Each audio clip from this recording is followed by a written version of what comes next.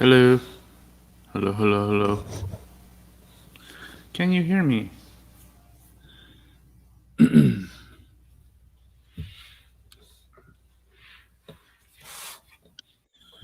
What's up, Waldo? Yo. What's up? I was like the only one in here for a little bit. What's up, y'all? What's I up, was doing some. Buzz? I was doing some weird shit. I was going. Well, your camera was off, so. Yeah, I was like turning it off. I was like, oh, I'm the only one here. And then we're all live except for Boom. So I gave YouTube, Facebook, and Twitch some weird faces before I went off camera. Yeah, I'm So trying to yeah, welcome. trying to figure out what's wrong with my audio. It's inconsistent. Sometimes it's clear. Sometimes it's faint. So I turned off a few settings, Got it. and the only time I could tell is during the replays. I don't know. So you don't notice nothing is happening while we're live or something? Yeah, because is it faint? You guys can hear me, but is it clear or it's low? Yeah, you sound really good right now. You sound really Okay. clear. Coming in Yeah. loud and See. clear. Yeah. Yeah. That's it's during the playback where I was noticing like, man, it doesn't sound like that. It sounded clear, but during the replays, it It's not. sounded faint. But it's not like that on every replay. That's the thing. I was like, what's going on? It's kind of weird. Yeah, I never changed any settings, and so I don't know. Fucking technology, dog. Yeah, it could just be the app. Yeah, I Welcome, was. Kumu. Well, maybe I have something on the background that it's on that is interfering with it. I don't know. So it probably helps if I turn off everything and just have the browser on.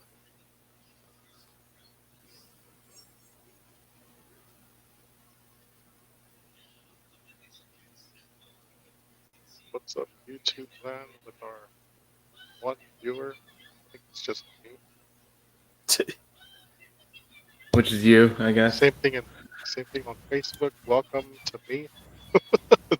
And I think on Twitch too. I don't know who's. I think that might be me too. So who knows? Welcome to me. It's kind of weird, but I should set it up where I host it on the channel to like my channel on Twitch. I host the show. Yeah, I do have that set up. I think as hosted, but I'm not on Twitch all that often, anyways. So it's kind of a pointless host. got it. Like who goes onto my channel, randomly? Only No your one. only your friends, if they're interested. Exactly. And again, I don't really stream. I stream like once a year on Twitch. That's for the charity thing, right? Yeah. Got it.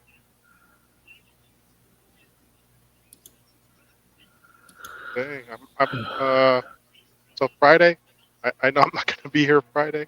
But I will be popping in and out, I guess, Uh-huh. the chat, and then I'll go up with my mic muted so you guys can see what's going on. COVID dangers in LA. That's what I'm talking. Yeah. Here, I mean, here too, it's increasing. Yeah, sounds great. I guess, oh, there's four, at least, I forgot the number. It was low, and all of a sudden, during the weekend, I guess, the Kaiser in San Jose, they got 14. Yeah, And it's starting to pop off. Yeah. And Santa Clara, I think they had none. They had none, and then all of a sudden they had four. Like it's not a lot compared to like the previous one, but Yeah. exponentially you figure out it's like okay, after 2 weeks of reopening, and Add up. yeah, it sucks, man. Does. I mean, that's why you got get vaccinated so you can go back to normal or some semblance of normalcy, and then fucking bunch of dumb motherfuckers that don't believe in it. Mm-hmm. Fucking it up for everybody. I Yeah. got nano machines, man. People watch. I got nano machines. I could turn cyborg. Like in like a year. Yeah.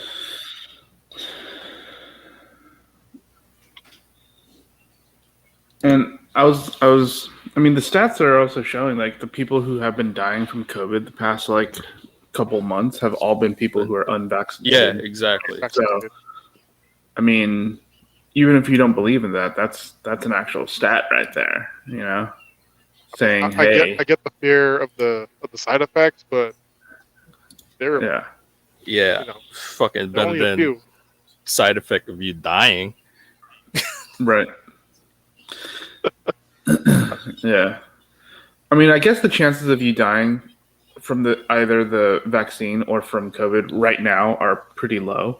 Unless you have like, that's rare genetic thing that would make it clot your blood like that. What happened with the Johnson and Oh, Johnson? that's a J&J. Yeah. Yeah.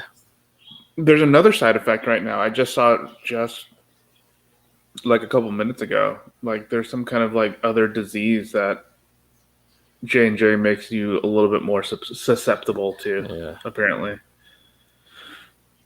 So yeah, it's kind of interesting. Yeah. See. I want to get Job's take on this one real quick though. It's kind of like wrestling news a little bit. So remember, so Jimmy Uso got Oh yeah. Got DUI, and they you didn't. got you guy and you get punished. He Then, didn't get punished. then they were saying, what was that? No, again, as a question. When I was in SoCal last week, there was a ton of people with no masks. Damn, that's crazy. I mean, in San Francisco, there's a ton of people not Yeah. wearing masks either now. So I still wear mine. The only time I Yeah. take it off is when I'm eating. yeah. So it sucks because Jimmy Uso. Well, supposedly because they're gonna use him for, I don't know, something with The Rock. That's why he's not getting punished Yeah. right now. He The might Rock get and Roman. suspended. Yeah. Well, Suspended for that's his playoff third, contender. right? Should be his third strike. Yeah. But hey, Your cousin's The Rock. yeah, exactly. Your cousin's The Rock and your cousin's the champ. So, and hey, that's why I don't watch WWE right now. Fucking Vince doing that's like some stupid like, oh, you guys gotta go because I guess they're going back on the road, so they're making them train again like every day or whatever, just to like And then Bailey tore her tore ACL. her ACL. Crazy. And now you got Sheamus over here looking like Batman with his face mask. Oh, because he broke his nose. He got kicked in the nose. Looking like Batman. I don't know. I don't watch WWE. I keep up with the news, but I don't watch it. I just watch pretty much AEW. So Just watch everything online. Do a recap. yeah, and then I saw that fight. It's fucking gross, dog. Fucking Connor fucking broke Was his he just- foot. Was he backing up? Yeah, the ankle. Yeah. No, he Well, was just. He looked like he was just putting it down. well, I saw. Yeah, when he backed off, he like kind of twisted and it just gave. But because early in the Hello, fight, Snow. yeah, early in the fight, Poirier said because Oh, he checked the what's up, kick, Snow? What's Hi, up? Brooke. So I was like, what Yeah. is Snow? kicked his knee, and it heard a crack. But when you're on the ground, you don't really put your weight on your foot, and then Yeah, I just looked hella like yeah, I didn't watch the fight, but it's like the just end the of weird his. stuff. It's super gross. It's like the end of his leg before the ankle. It was on the mat, and his foot is like on the side. It's super fucking. It's like ugh. I couldn't watch the replay. And he was still talking shit while he was down on the ground. That's why it was fucking hilarious. No, that shit talking at the end was just kind of like, really, bro? You just took yourself out of this fight. You literally lost Yeah, because you own gold yourself, basically, and now you're talking smack. It's like, get out of here, dude. So Hi you don't guys. talk smack in your hospital bed. yeah. He's still talking shit right now. So dumb. Sauron. What's up, bro? Hi. Sup, Hi. man? Hi. Hi. How are you guys? Hey, that Scarface shit made me laugh, dog. The coke nose Scarface. It's fucking- I was like, oh man, that's one of my favorite scenes ever. And then I saw your face with the fucking coke nose. It was like, oh shit. It was tight. I was like, oh shit, this is tight. Thank you. I appreciate that. Yes, I dropped a new video today. It's called Straighten It Out. Shit. I used my favorite 80s, 90s. There's some 90s movies in there. Iconic people you might know. Of course, I use that stupid app that everyone else was using, of course. But anytime I would see any of those clips that people were posting, it was just the scenes of like one person. So I was like, let's do a compilation. A friend of mine actually wanted to shoot a video of with me. One of my guys, Corey Lane, wanted to shoot a video with me a couple of weeks ago, but because of scheduling problems, we couldn't get it done. And I actually, it's a couple of years ago to the day today that I had dropped one of my last music videos with him, which is Slow Down, this, kind of an older song. So I was like, hey, I had all those clips from that one app, so let me go use them. Decided to get all that footage out of my phone, and there you go. Shout out also to Brooke Reviews, Yup, aka shout Snow. out. Shout out to her right there. She also dropped a fire ass track today. So I was super happy that I woke up today, and the first thing that I saw was my name being tagged to some rap. Of course, I'm gonna hate it too if it's some whack shit that my name is attached to. Like, shit, I would never vouch for that. But you know what I mean. Luckily, the bars were very much on point. Not only that, Brooke is a dope ass MC. You know what I mean? So, thank you so much for tagging me on that. I love the fact I got to hear. You get to hear talent. All the time on an app like this. But when it's coming from your own folks, your own peoples, and all that stuff, it's always a good thing too. So shout out to Brooke Reviews. Please follow her if you haven't already. She's and that's my Kumu daughter, and just like all bad dads, I did Joffrey, Steve, Wait, it's too bad that's and then you Joff, fucking segue to me. Jason, Ninja. Yeah, I didn't even know my daughter. Did not know that she rapped. I also did not know that she plays drums. Like she's a great drum player. She's been playing drums for years. And I've seen people on Kumu playing drums, and people just give props to anybody playing drums because it looks technical and very hard. But there's some really bad drummers too, So like sometimes you could tell when a guy is not, like he's a little tight, you know what I mean, or he could be out of pocket. Sometimes it's the way they hold their sticks. Sometimes it's the looseness of the way they hold their sticks. And I know Brooke will understand when I say that too. So I've seen a lot of people get props off of playing drums on this app, and they're not even that great. You know what I mean? But I'm pretty sure Brooke is fucking awesome. She's been putting years into it. You know what I mean? So shout out to Brooke, man. A very, very talented person that we have on the team. I was gonna say, Jason, how was your weekend though?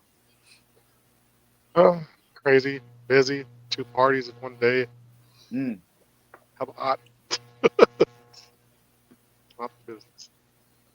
Well, that's good. You got to party. You got to party hardy. Oh, Uh, Go ahead. oh, that's it. Just Okay. All right. Well, Ninja, what about you? How was your weekend? That's all right. Had to help the girlfriend move. Yes. Some stuff. I mean, we're not done yet, but there's still some stuff that needs to get moved and stuff like that. So, pretty much that. Nothing else too wild. Didn't get a chance to watch the Black Widow movie yet, so hopefully I can do that sometime this week. Um, yeah, that's about it. Awesome. Awesome. You're not Uh, missing anything. well, yeah, when I showed up twice. Joffrey. How was your weekend?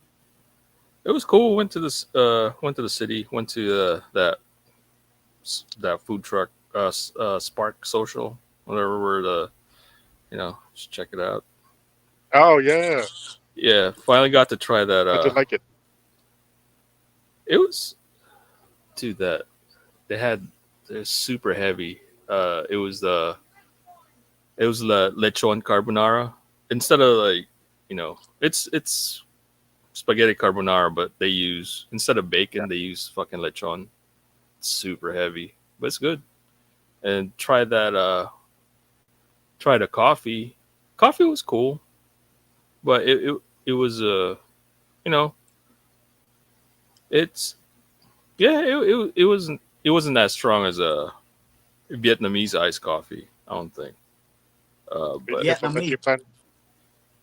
yeah, the leche flat, sea salt, some Yeah, fancy name, sea salt coffee. But yeah. it's not as strong as a. I prefer it stronger. It's pretty good though, but it's not as strong as a Vietnamese iced coffee. If you Should wanted got to, the hollow milk tea.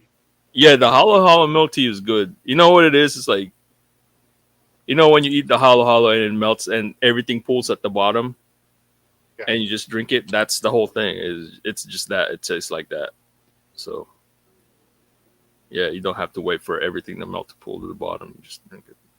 So it's not bad. Yeah, it's pretty cool. A lot of people now wearing masks and shit. So Very cool. Uh, Pretty normal. I was gonna say I might have had the same experience as Joff there. I had gone to the Sacramento Antiques Fair really early in the morning and all that stuff. I got some hauls, which was really, really good. Some really, really good Hot Wheels hauls. So I'll be sharing that Mamiya on Kumu Social TV on Otaku. So later on tonight, I'll be showing my hauls and doing some Dio setups there. You can check out what I had purchased. We were gonna go to there was a card show. There was a card show at the mall, and I went to one last year or pre-pandemic. I had gone to one last year, so I was trying to make it out there. Didn't make it though, but I was hoping to at least get a glimpse of some good items there. I know on Saturday they had Roger Craig. He was signing autographs there. And I think on Sunday they had somebody from the Raiders there. But yeah, ended up actually just kind of just chilling, and trying to avoid this heat. I was actually in SAC this dude, weekend. it's hotter there. And I was gonna say it was about 109 degrees, like while you guys God were in your damn. 80s, 90s. It was all hot wind. Yeah, it You was know, it was not that bad down here. It really wasn't no. that bad. Well, when I came home uh, last night, it was completely different. It was night and day. I was just like, oh wow. And then my mom was like, oh, it's really hot. Turn on the fan. I was like, well, you don't know where I came from, so you know what I mean. It's not that bad. And I'll be honest with you, I actually kind of miss it.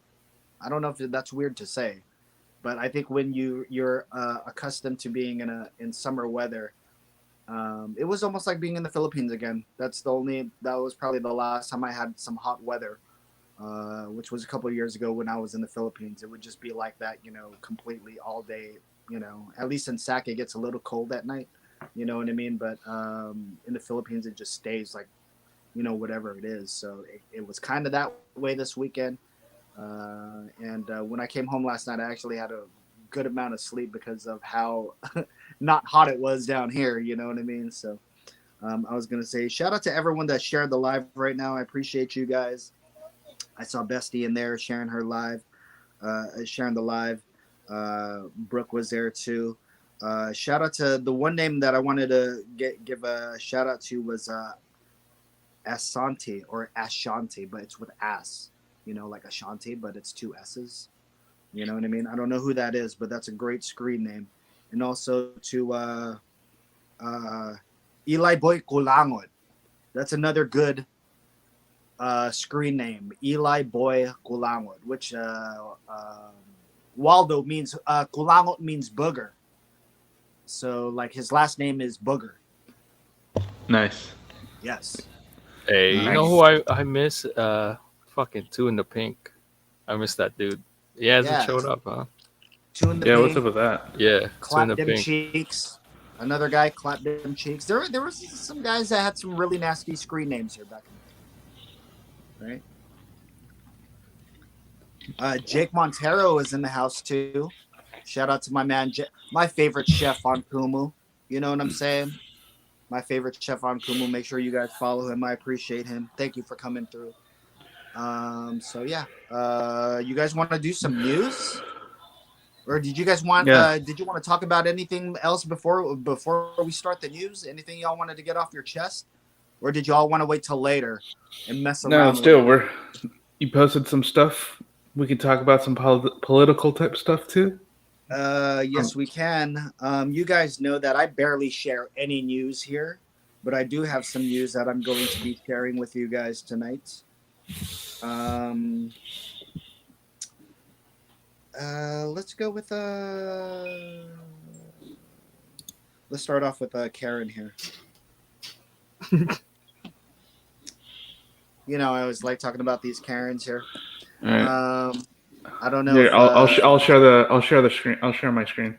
thank you so much. A woman previously filmed luring an unleashed dog onto a highway in New York City is now being accused of targeting another Asian dog owner. So Jason, she tried to lure a separate dog onto the highway in It's the street. a street in a unrelated in a separate incident. Yeah. But what I happened? watched that video. Yeah, it's crazy, right? In a viral TikTok video, this white woman whose identity remains unknown, we'll name her Karen though, is seen yelling at another woman behind the camera for walking an unleashed dog. She is also accused of hurling racial slurs and spitting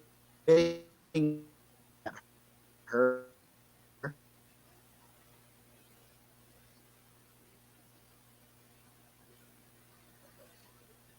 Did he freeze? Am I frozen?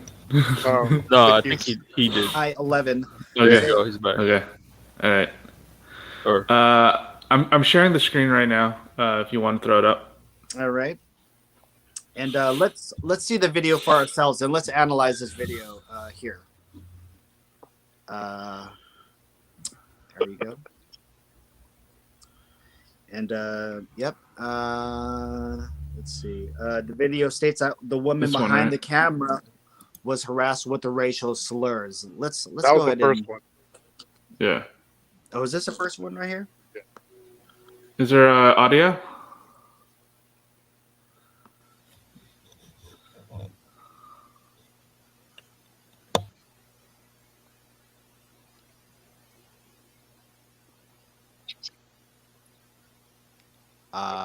Elite X. Is there audio? Can we put the audio on? No, there is, but you have to turn that on. I think. Oh, on the thing. Yeah. Oh, on the video itself, I think, huh? Yep, I see an X right there, Beth. There you go. Let's see this tirade.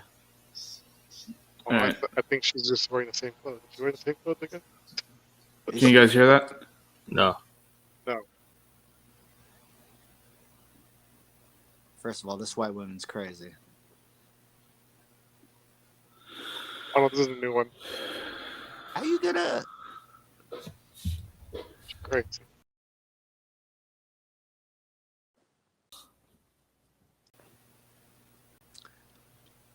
That's the new video. She was next to the water. How come these Karens always have the same type of leggings too? The yoga pant stuff Yeah, they always have or that type the of. tights. I mean, to be fair, it's a very popular style. A lot of people wear that. I think it's more of a coincidence than a marker of being a Karen. Well, I was gonna say,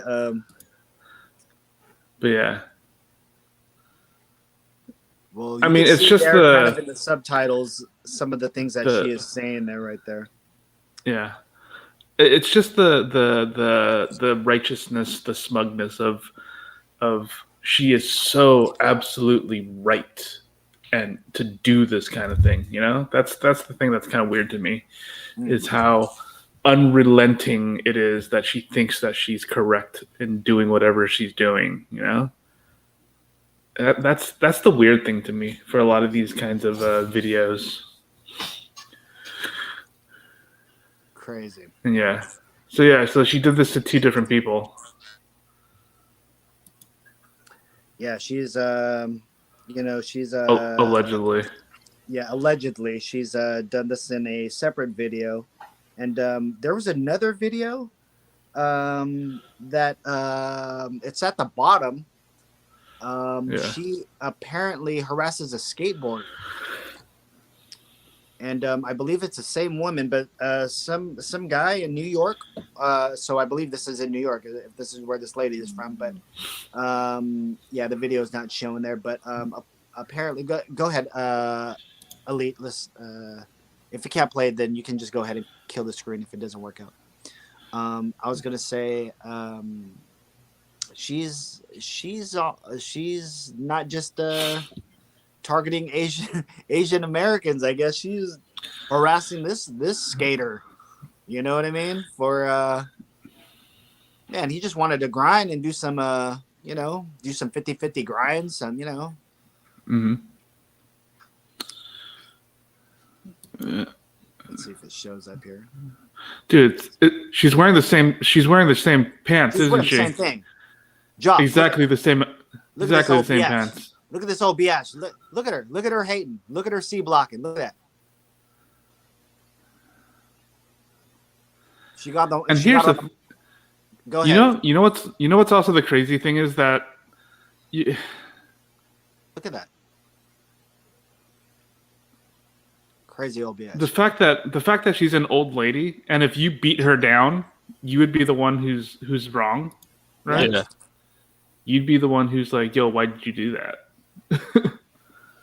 instead of the other way around. Hey, you know, sometimes and it's you just gotta take one for the team, and you have to be the one to fucking send a message. yeah, that's not happening because that dude would go straight to jail. Because you know why? Because old white women or just white women in general will weaponize the police on anybody. So. So that's not going to happen. Yep. That's not going to happen. You can't just take one for the team here. Yeah. He should have. He should have done what. He should have done what she was trying to do to the dog. Lead her into the street. Yeah, should have.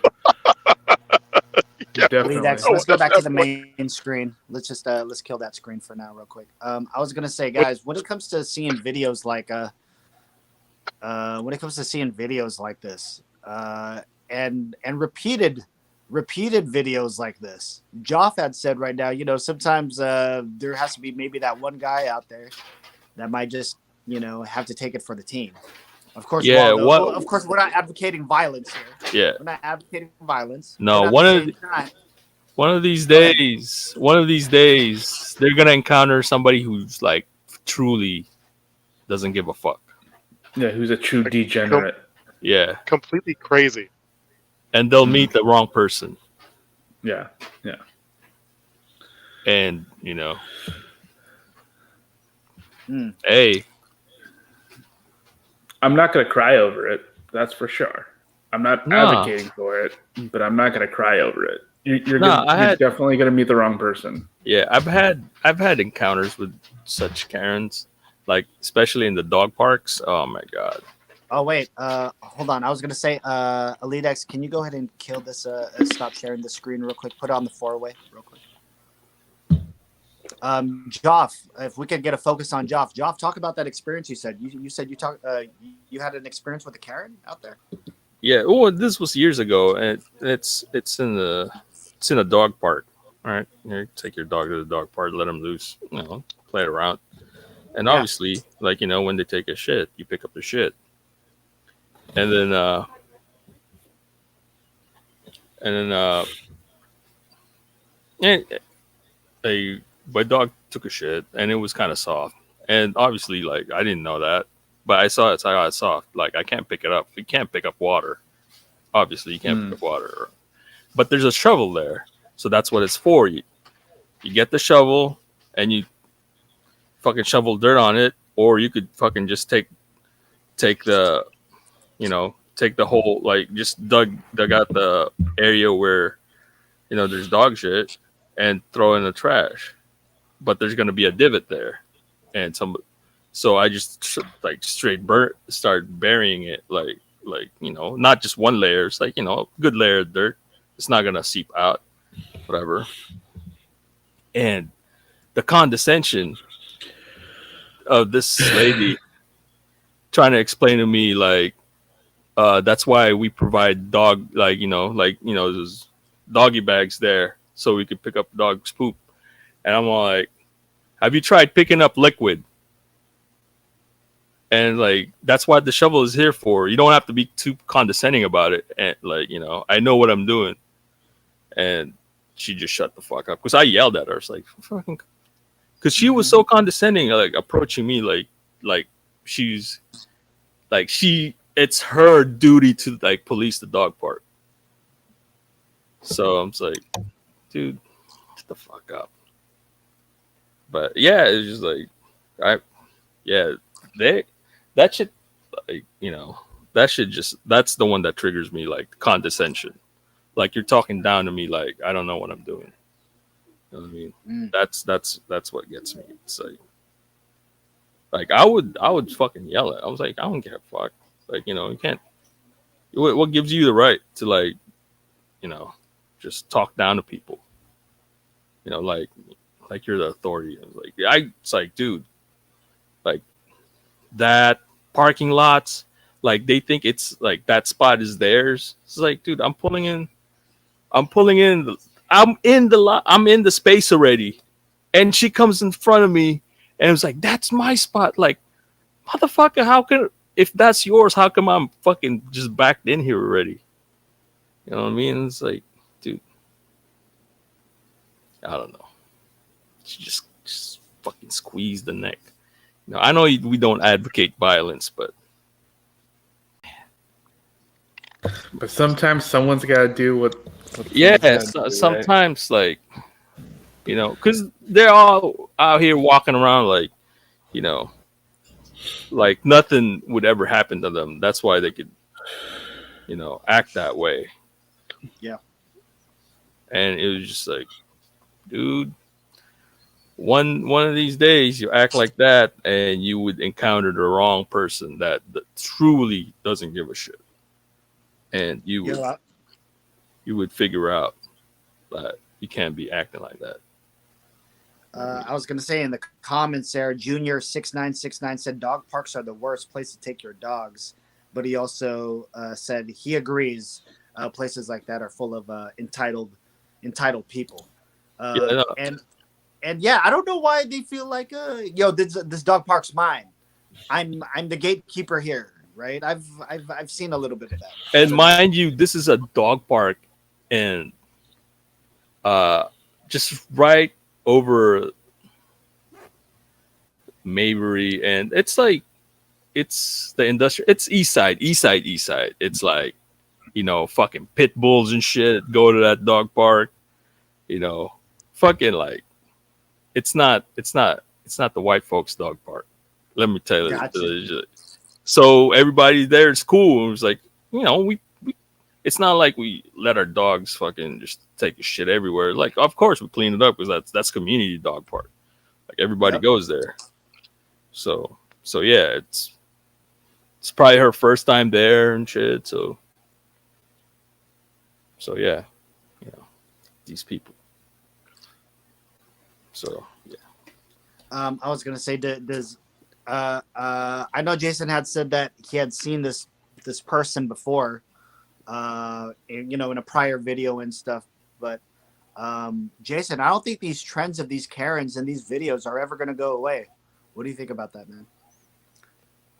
Nah, they've been doing this for years. Come on, Yeah. man. I even Yeah, they've been doing. it's never gonna stop. It's never gonna stop until they cross the wrong person. That's what everyone's saying. So, Yeah, they crossed when the they wrong cross the wrong person. person, Person you're gonna wearing a either mask. end up in the hospital or dead. So I mean, like I said, they better watch themselves, because you know, when you cross a crazy, it's game over. We're not gonna help you. Yeah, Some- no, Sorry. It's like you're yelling at us for doing the dumbest shit, and then you yelled at this person. Now he's trying to kill you. Well, don't come to us. yeah, I like You bringing. you already labeled us out, so I was gonna say I'd like I to do help, like. but I was gonna say I do like the fact that people are sometimes though you know, of course, pulling out your phone and recording something, sometimes that helps our cause, or you know, causes of hate to be seen. But Yep. also there's a part of me too that's like, damn, I'd rather put the phone down and tell this person off, and I wouldn't even need that shit to be recorded. I would just want that shit to be told to that person, like, yo, this shit is wrong, or whatever. You know what I mean? So yeah, the whole culture of having your phones out at the right time, it's cool. But like, if you're getting harassed or all that stuff, like the presence of mind to maybe pull out your phone, it might be third or fourth on your list. I might react in a different way to where other people might have to pull out their phones. You know what I mean? So like, yeah. I was gonna say, Ninja, any last words regarding this topic? No, it's just something that you know. I mean, it's been something that's been going on for years. White women as kind of like a as a gatekeeper for whatever, you oh know, yeah, and fucking, it's like their duty to police everything. yeah. So it's usually white women, right? Like it's not all the time, but overwhelmingly when you see these Oh kinds of stories, it's a white woman doing this, and they don't really and they seem to not have the self awareness of what they're doing. You know, this whole um, let me see your manager, let me talk to your manager attitude, you know, kind of thing. It's a very weird sort of entitlement to have, you know, come in making a scene, and basically if you cry hard enough, you know, the world bends to you, and it's just a terrible way to um, you know, project your presence onto the world, leaving such a horrible image on someone, you know. Like you can air your grievances, that's fine, but doing it in such a way where it's like, you know, just counterproductive is is kind of silly. It's dumb and doesn't make any sense. So, Speaking of, I was gonna say, speaking of gatekeepers and people that feel entitled to what's right and what's wrong and all this stuff, there was another story, Ninja. I was wondering if you can pull this up, too. yeah. Um,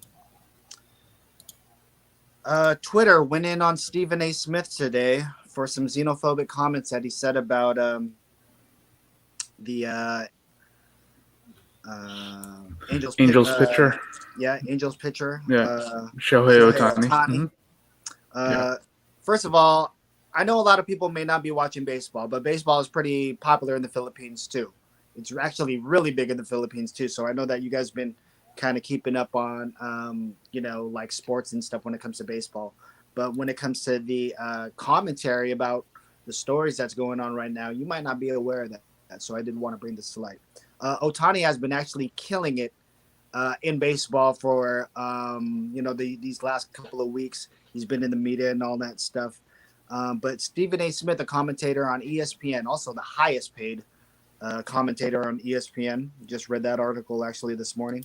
Um, he went on a rant on First Take this Monday where Stephen A. Smith claimed that Shohei Otani, the Japanese-born Los Angeles Angel superstar who was the first legitimate two-way player since Babe Ruth, he cannot be the face of baseball because he needs an interpreter.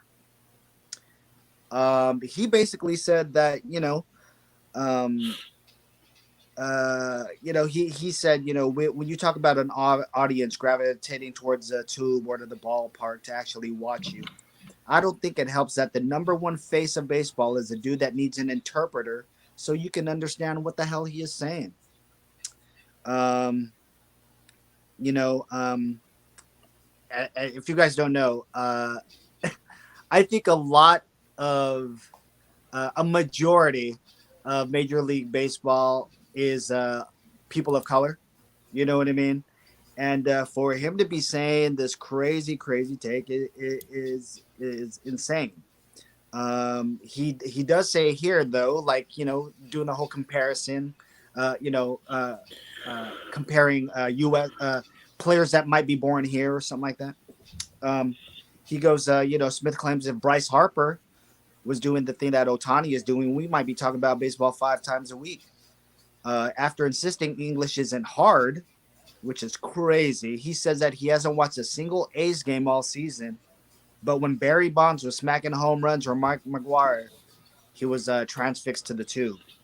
And it didn't take long for Twitter to very much go in on him and talking about his xenophobic stance, also saying that this isn't barbershop talk. This is a stupid hot take, irresponsible hot take.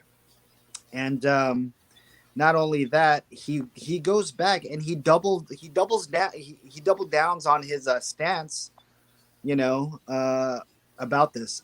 First of all, he doesn't even need interpreter.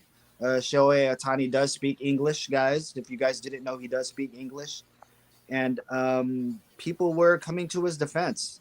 And it wasn't until maybe a couple of hours later that's when Stephen A. Smith put out a quote unquote sincere apology where he talks about as an African American myself, I'm keenly aware of the damaging stereotype that has been done to this country and the insensitivities and stuff.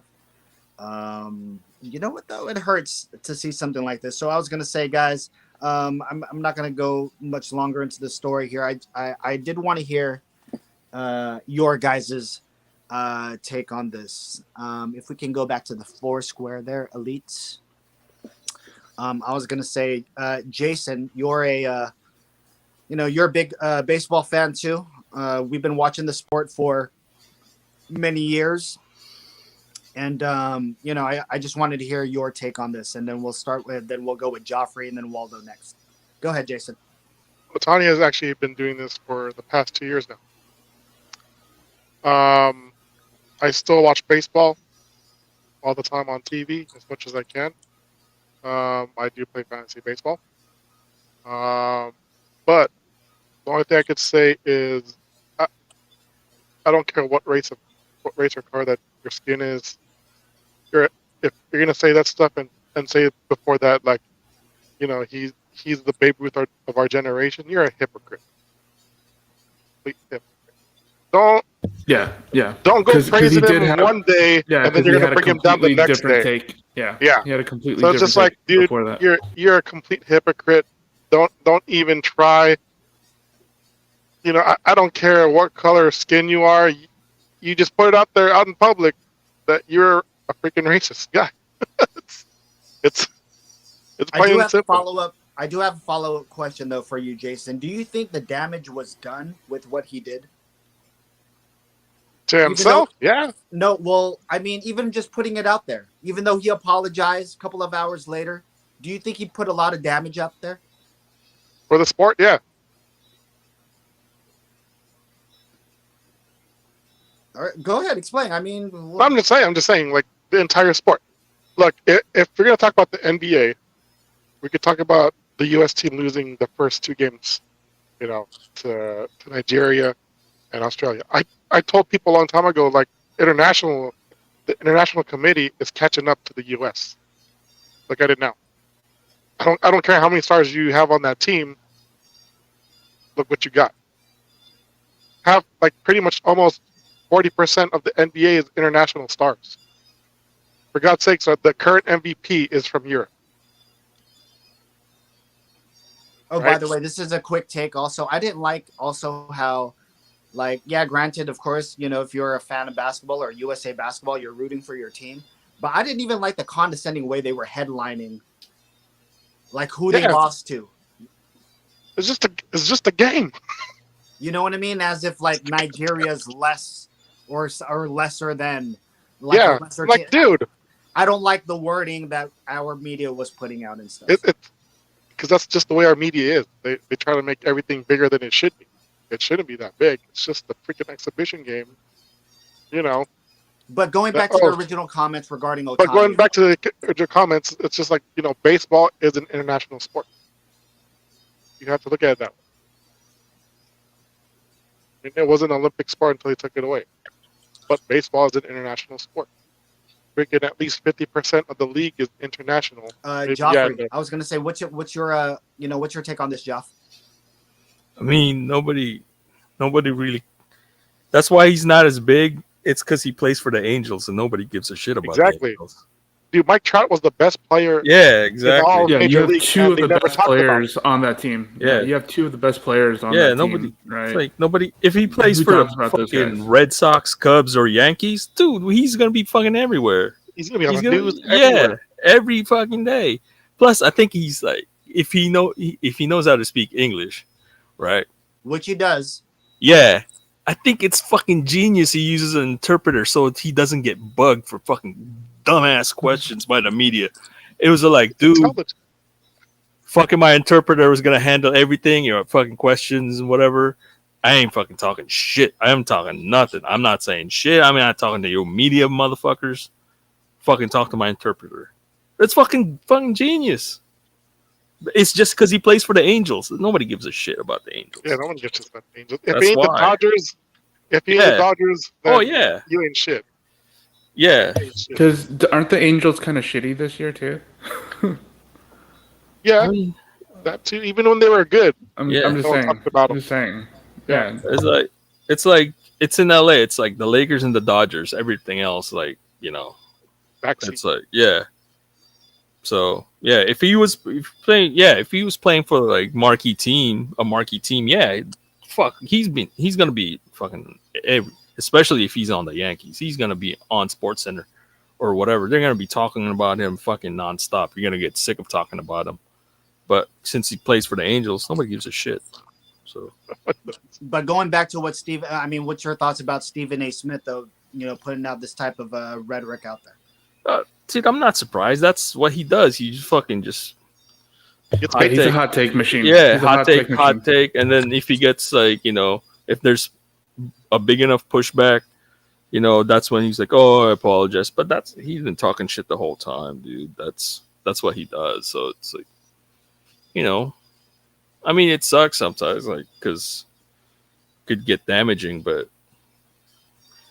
I don't think it's too big of a, like, it's not, I'm not gonna say it's not a big of a deal. It probably lessens the impact because people know this is what he does, so it's like they take it with a grain of salt and like, yeah, it's just fucking stupid ass Stephen A. That's what he does, so it's like, whatever. But even though this is what he does, I think there should be some accountability there. What about you, though, Ninja? What do you think about this entire Stephen A.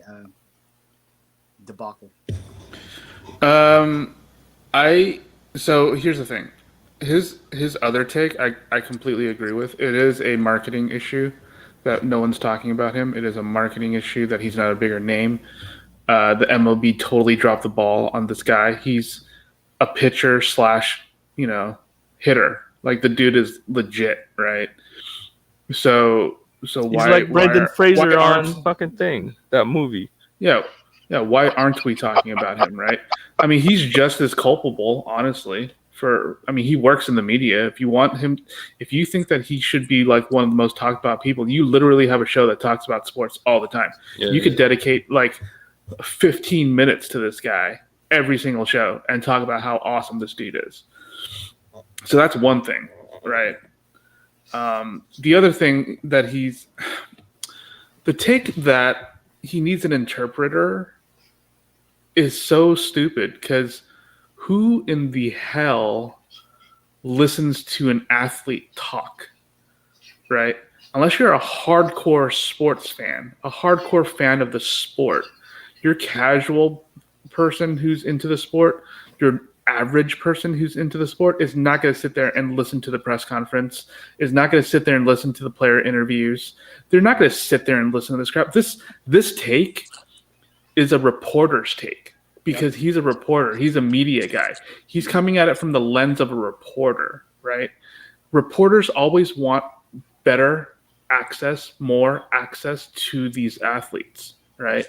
And the fact that he's saying, "Oh, we need an interpreter for that," that is legitimately only another reporter can understand that kind of an opinion, right? Because the rest of us don't really care if he speaks whatever language, because we're not here to watch him talk. We're here to watch him play. That's why we pay him money. People are like, "Oh, but we can't connect with him." It's like, what are you connecting with him? The dude is a multi-million-dollar, insanely talented baseball player. I don't think we have that much in common, except that, he's Asian and I'm Asian. He lives in California. I live in California. it, and if he does want to say, "Hey, if he wants to connect with him, an interpreter can literally do that. Can literally just say, "Hey, this is what he's saying." He's having trouble with the English language. A lot of us can connect with that. Growing up here, even though we all grew up here, learning English, for me anyways, because it is technically my second language. There are stumbling blocks. I still have those issues. So that's not even a negative. I don't even understand that. Showing that he has some flaws, one of which is being an interpreter, makes him more vulnerable, makes him more interesting, makes him more likable, makes him way more marketable, right?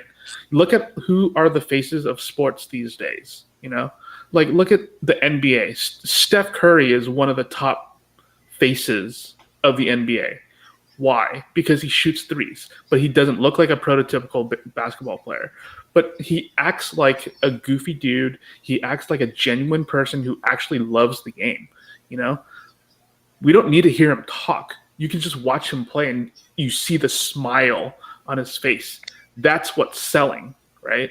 That's the thing that sells. Look at soccer. Who are the most popular players on soccer teams? Messi, Ronaldo. These guys don't speak Japanese, but Japanese people 100% love that guy.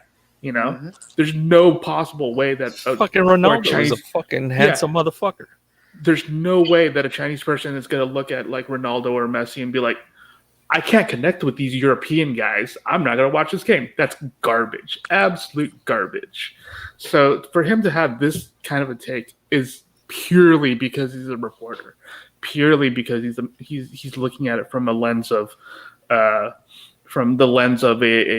media person, and trying to pass that off as a take that a normal person would have is mind-boggling to me. It doesn't make any sense. Doesn't. I think the thing here that first of all, I stopped listening to Stephen A. a long time ago. I stopped listening to him a long time ago. I actually, at a first take, I think the other people have way more credibility than Stephen A. Smith. Although I will say, I'm not just discounting Stephen A. Smith. I respect the work that he's done. He made his career covering Iverson. throughout his entire career. He made his bones that way through basketball. So when some people say, "Oh, his NBA takes are garbage" and all that stuff, he does have some credibility, I think, since he's been around the game.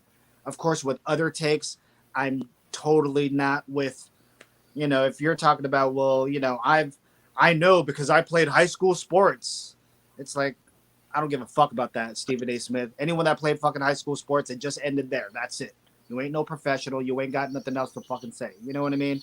Or like a Skip Bayless, his counterpart on the other side.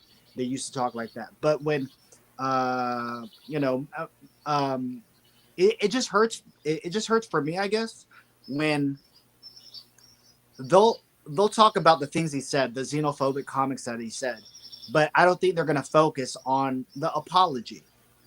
You know what I mean? They're not gonna focus on, hey, I shouldn't be saying this at a time where Asians are being attacked.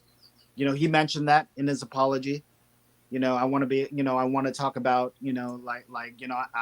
I was, what did he say? He said I was thoughtless, or I wasn't in the right frame of mind with all the Asian stuff that's going around right now. It's like, what, a part of me, it's like, what, I think you probably actually, you don't, how do I say this here? It's like, it's tough. It's tough knowing, well, maybe not for Jason here, but we know how it feels to be the last person picked on the court. You know what I'm saying? I used to be that person. Well, okay. I'm just saying you, but most of the time it will be like a black dude or a Mexican dude, and then all of a sudden when we start playing and start shooting, they get this whole fucking like, oh my god, I didn't even know you could play. It's like, why the fuck am I out here on the basketball court, dog? Why the fuck am I out here? You know what I mean? I have no other business out here but doing this unless I'm selling dope. You know what I'm saying? So it would just piss me off. Me growing up in San Jose, I had to fight through going to Cherry Park, going to Flick, going to all the King Park, all that shit. But at least I was playing amongst, people that I grew up with. But when we go to certain places and you get the whole, yo, I didn't know that, man, I didn't know you could play it. Blah, blah, blah. All I'm saying is that it hurts when you see folks, people of color, they'll put us down. You know what I mean? And that's what they'll be remembered for. They will be remembered for the apology and all that stuff. So I just wanted to hear your guys' thing on that. What's up? He also later on butchered the names of Nigerian basketball players, the same ones that Team USA lost to when he was criticizing Team USA. So the dude is pretty crap. I mean, this guy's the only more terrible commentator than him, honestly, is probably Jason Whitlock. Like, that dude is absolute trash. Oh, Stephen A. Smith horrible. is not quite there. Jason Whitlock is terrible. Nick Wright too, actually. This is I'm just saying, this person is the highest paid. By the way, the article that I read too, Stephen A. Smith makes more money than MLB coaches and certain NFL coaches or something like that. He's Yep. making crazy money. So for him to spew this irresponsibility, that's where I'm a little like, even though I know we shouldn't be upset with energy, we could focus our time and energy in something else. All I'm saying is, well, shit, you already put that hate out there, dog. And someone's going to take your take and they're just going to run with it too. You know what I mean? They probably didn't see your apology, but it just also gives more of a, it's hard when a friend of mine, right? A friend of mine was like, and this is during a boxing match, right? This is during the big fights and stuff. They were like, well, I love Manny, but I got to go with the other guy because he's American. I got to go with him. And I get you want to root for your fighter, but it's like, why are you discrediting my guy or Manny? Like, what's that about? You know what I mean? And he's like, nah, I can't go for him because he's not. I'm like, really? Okay. You know what I'm saying? So that's just wanted to hear your guys' takes on that. That's all. Anything else that you guys want to? Nope. From here? Nope. All right. All right, Waldo. Let's go ahead and move on then. All right. Yep. You want to share the screen?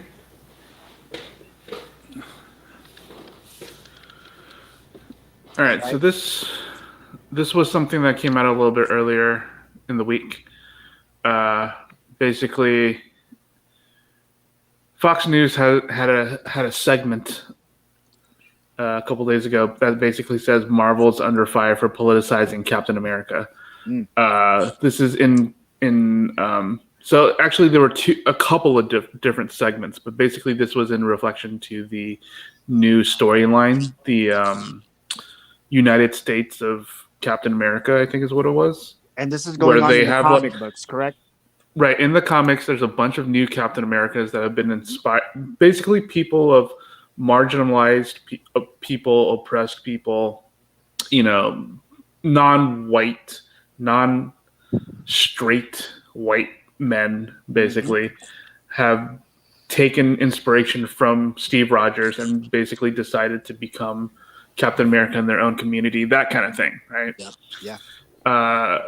So, and in that book, he basically there's a lot of like rhetoric about basically America is not is not living up to the dream of what it could be.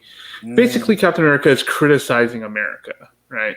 Which, newsflash, this is what he does. Fox News every few years will do this kind of thing where they're just surprised that Captain America is not super conservative and will criticize America. And basically, they had a guest on. He said that it's sad when Captain America is like Captain Woke or Captain Propaganda. I'm done with Captain America. He's dead. And it's just funny to me that it's people will criticize Captain America or Superman or whatever and the fact is most comic book superheroes are somewhat progressive, somewhat left-leaning, mainly because they were written and drawn by Jewish people, and obviously Jewish people back in the day were not exactly looked at as white people, right? So they were also marginalized back in the day. Superman was created by two Jewish people who basically came to America and basically wrote, and because they were immigrants, they wrote an immigrant story, and Stan Lee and Jack Kirby, all their Marvel superheroes have some kind of, they're always saying they all represent something, right? Mm-hmm. So these guys, like Captain America, obviously, well, Captain America, just in general, is has always been political, right? Like the very first thing that he did was go to Europe and beat the crap out of Hitler. So that's not a surprising thing that he's against bullying. He's against doing the wrong thing. He's always about doing the right thing. And the fact that people are always so surprised about this, it blows my mind that it's still happening. So yeah, it's I was gonna say, guys, Joffrey, your thoughts on this? Let's go back to the Foursquare leak. I was just wondering, what would Captain America think if he wasn't frozen in ice when they brought in no Nazis to work at NASA? You know what I mean? He fought these motherfuckers. no. Where's the story there? You know what I mean? That's why I'm team.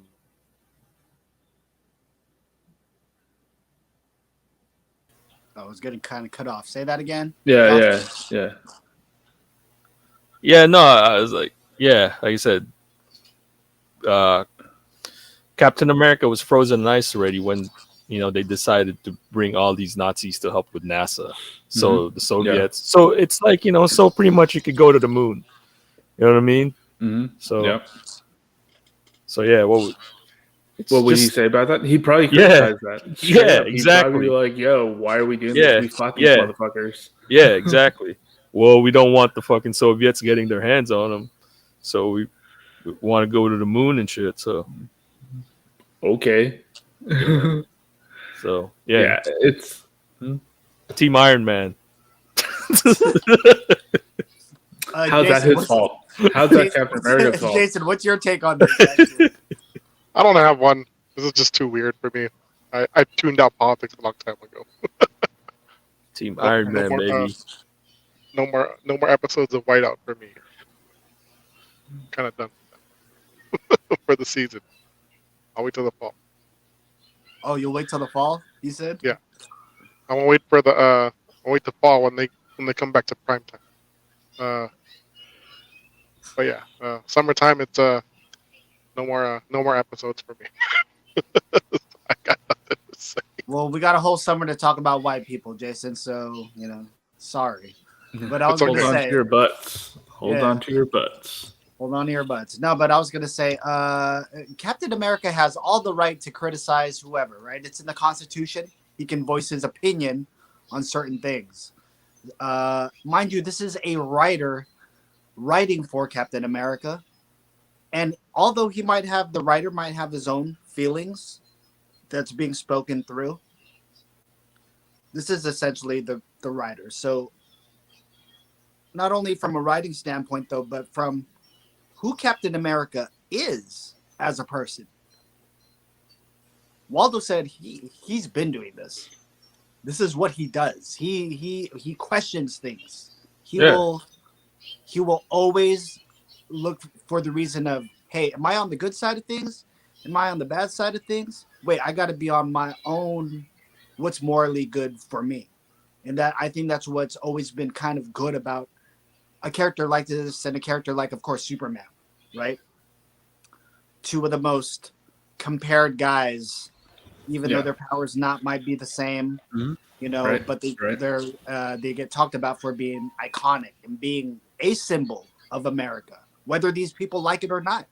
They created these symbols, of America, and just like what Waldo said earlier, immigrants, immigrants wrote these symbols of America.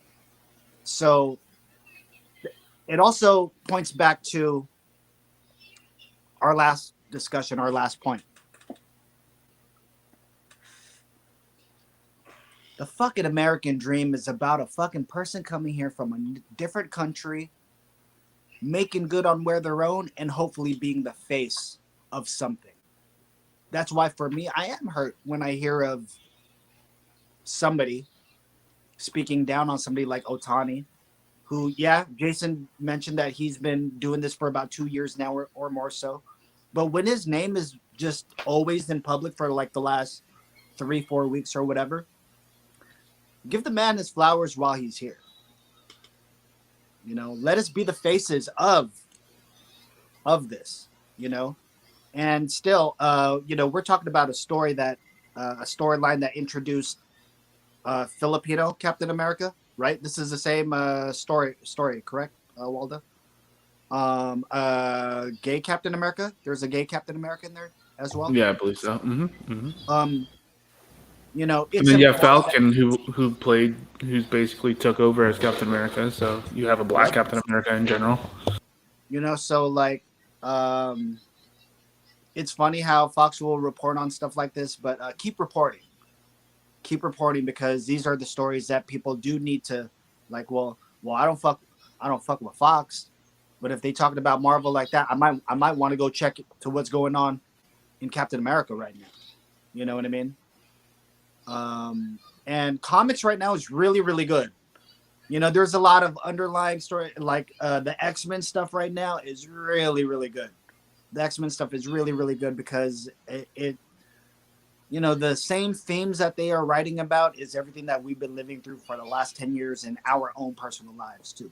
You know what I mean? So I love that comics is in that direction right now. Any other thoughts before we move on to the next topic? Nope.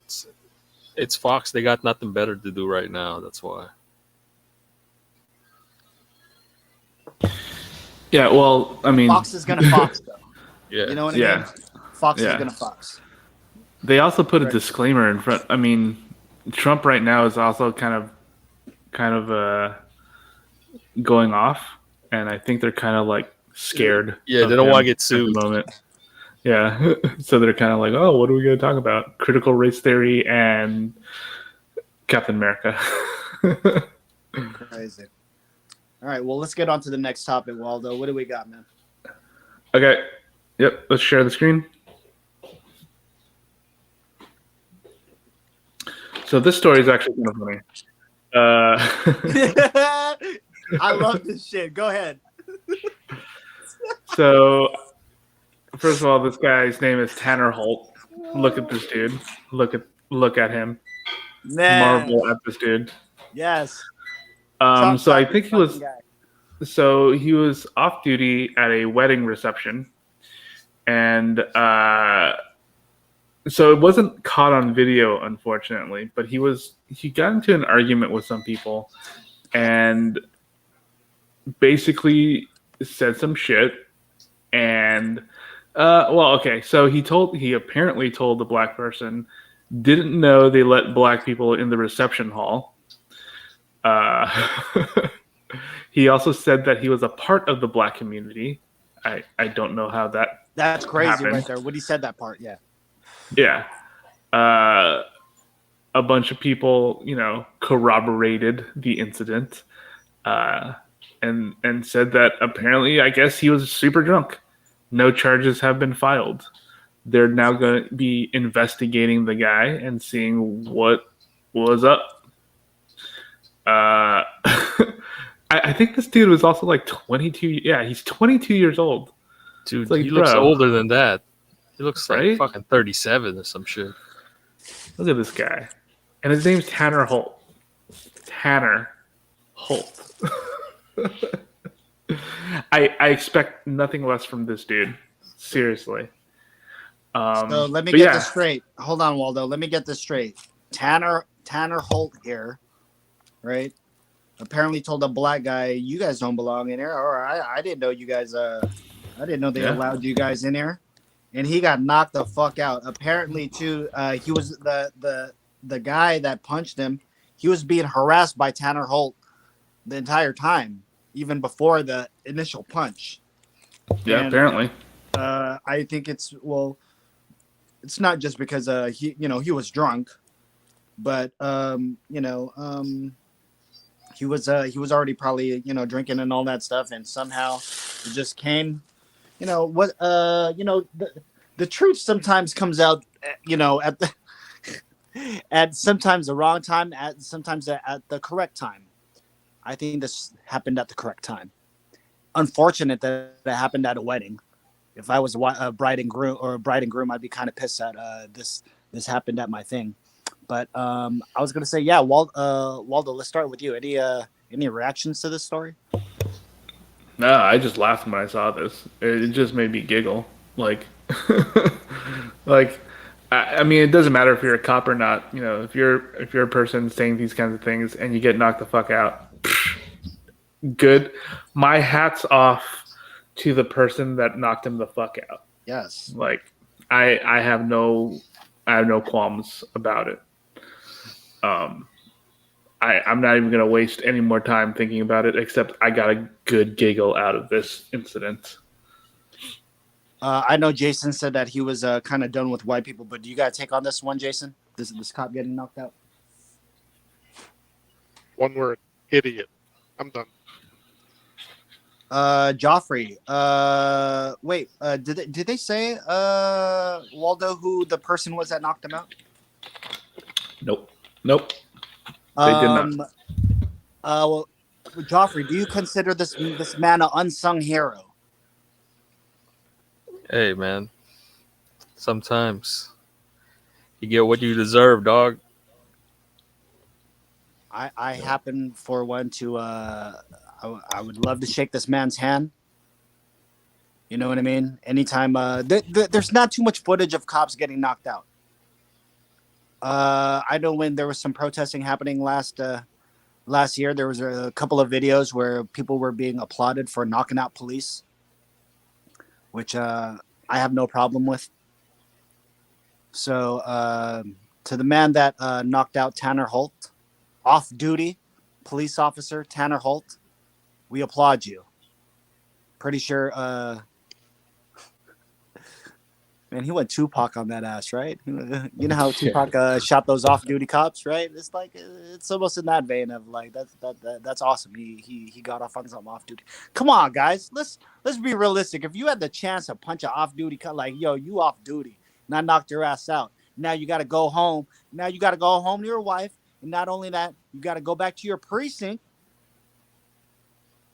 and have that shroud of That shame. talk. Well, Yeah. you also got to have that talk with your superiors and all that good stuff. I mean, And you'll be he's being ostracized, investigated. Ostracized, right? Yeah, not for what he said, but for getting knocked out. Exactly. That's the Getting funny knocked out. part. Yeah, that's the funny part. It's not that he insulted black people. It's the fact that he got knocked out. He's probably like it's also like his first year, so he's the new guy, and he was getting hazed left and right, and now he just added more fuel to the fire, being of hazing material for his coworkers. That's all that's gonna happen. I bet you. Now I know we're not police. I would like to think we're not police. And I don't think any of us would be informants later on. Let's get off the Foursquare too, Elite, before we go on.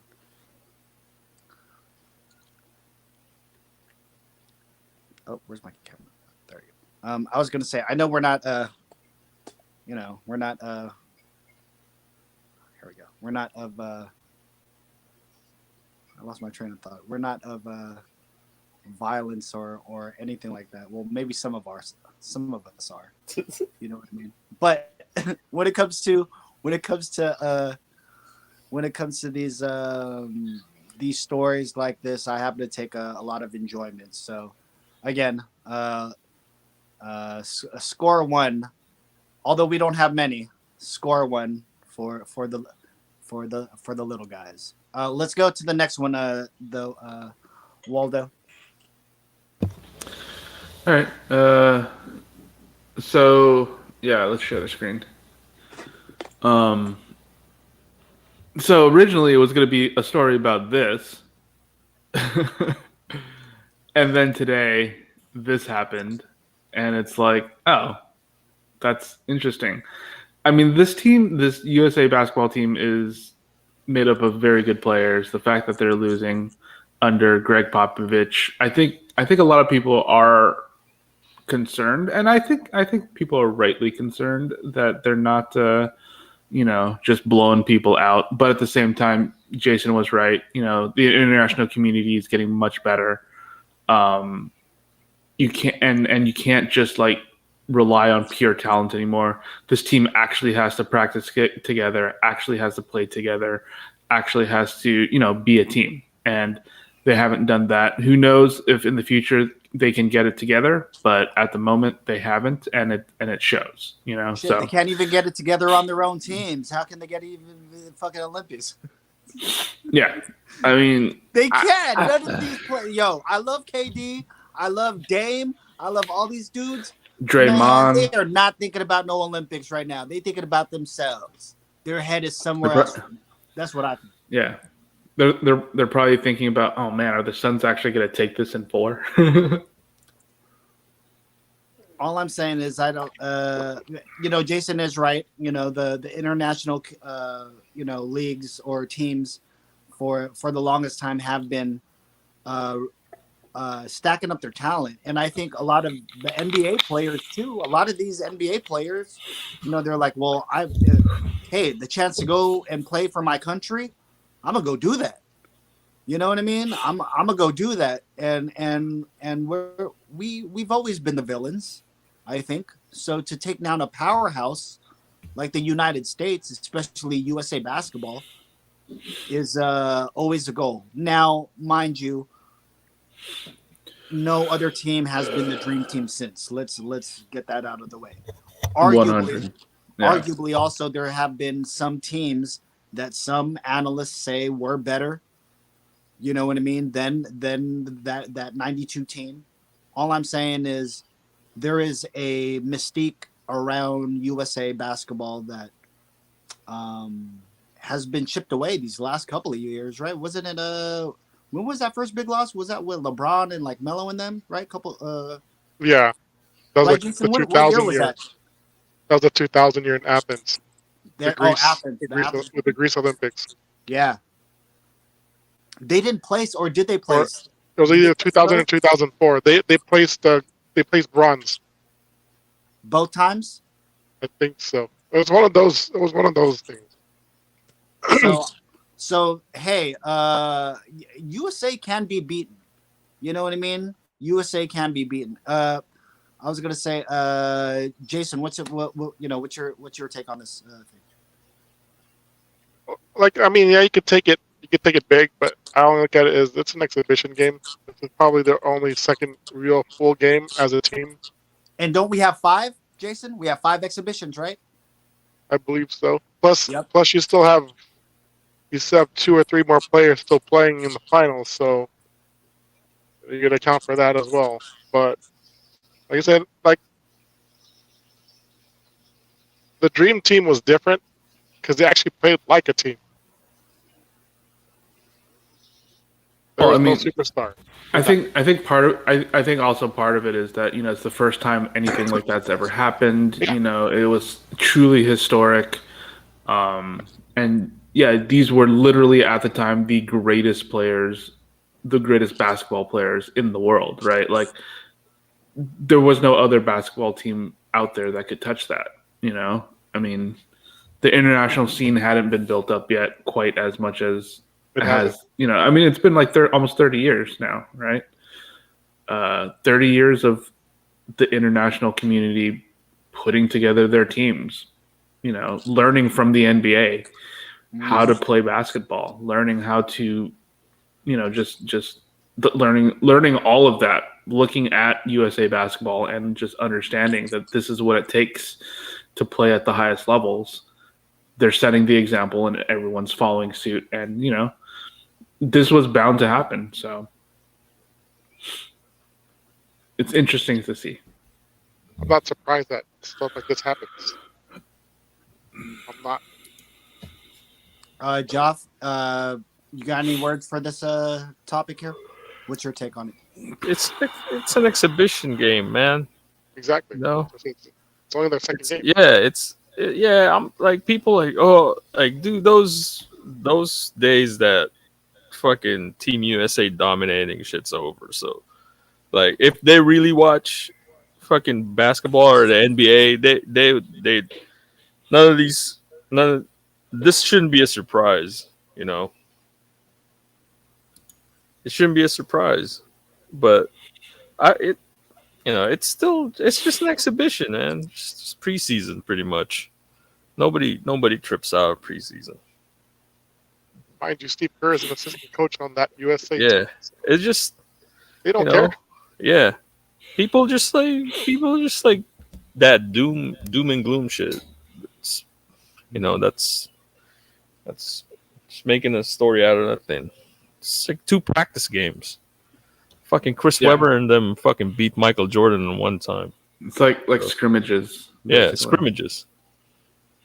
So They're not trying to get hurt. it's just Like, they're not because trying to get hurt. yeah, exactly. It's like yeah, dude. They just came. They just got through with the playoffs. They're not that level of intensity. You can't just muster it up. These games don't count. Yeah. So Yeah, you definitely have to get back into form, and Do you think these that can guys- take a while. Do you think these guys will be ready to go after these 5 exhibition games? oh yeah, dude, 5 exhibition games. Yeah, they'll be ready. And plus, like they're probably not showing all their sets.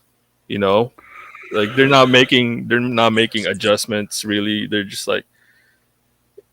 trying to get a hang of playing, playing with each other.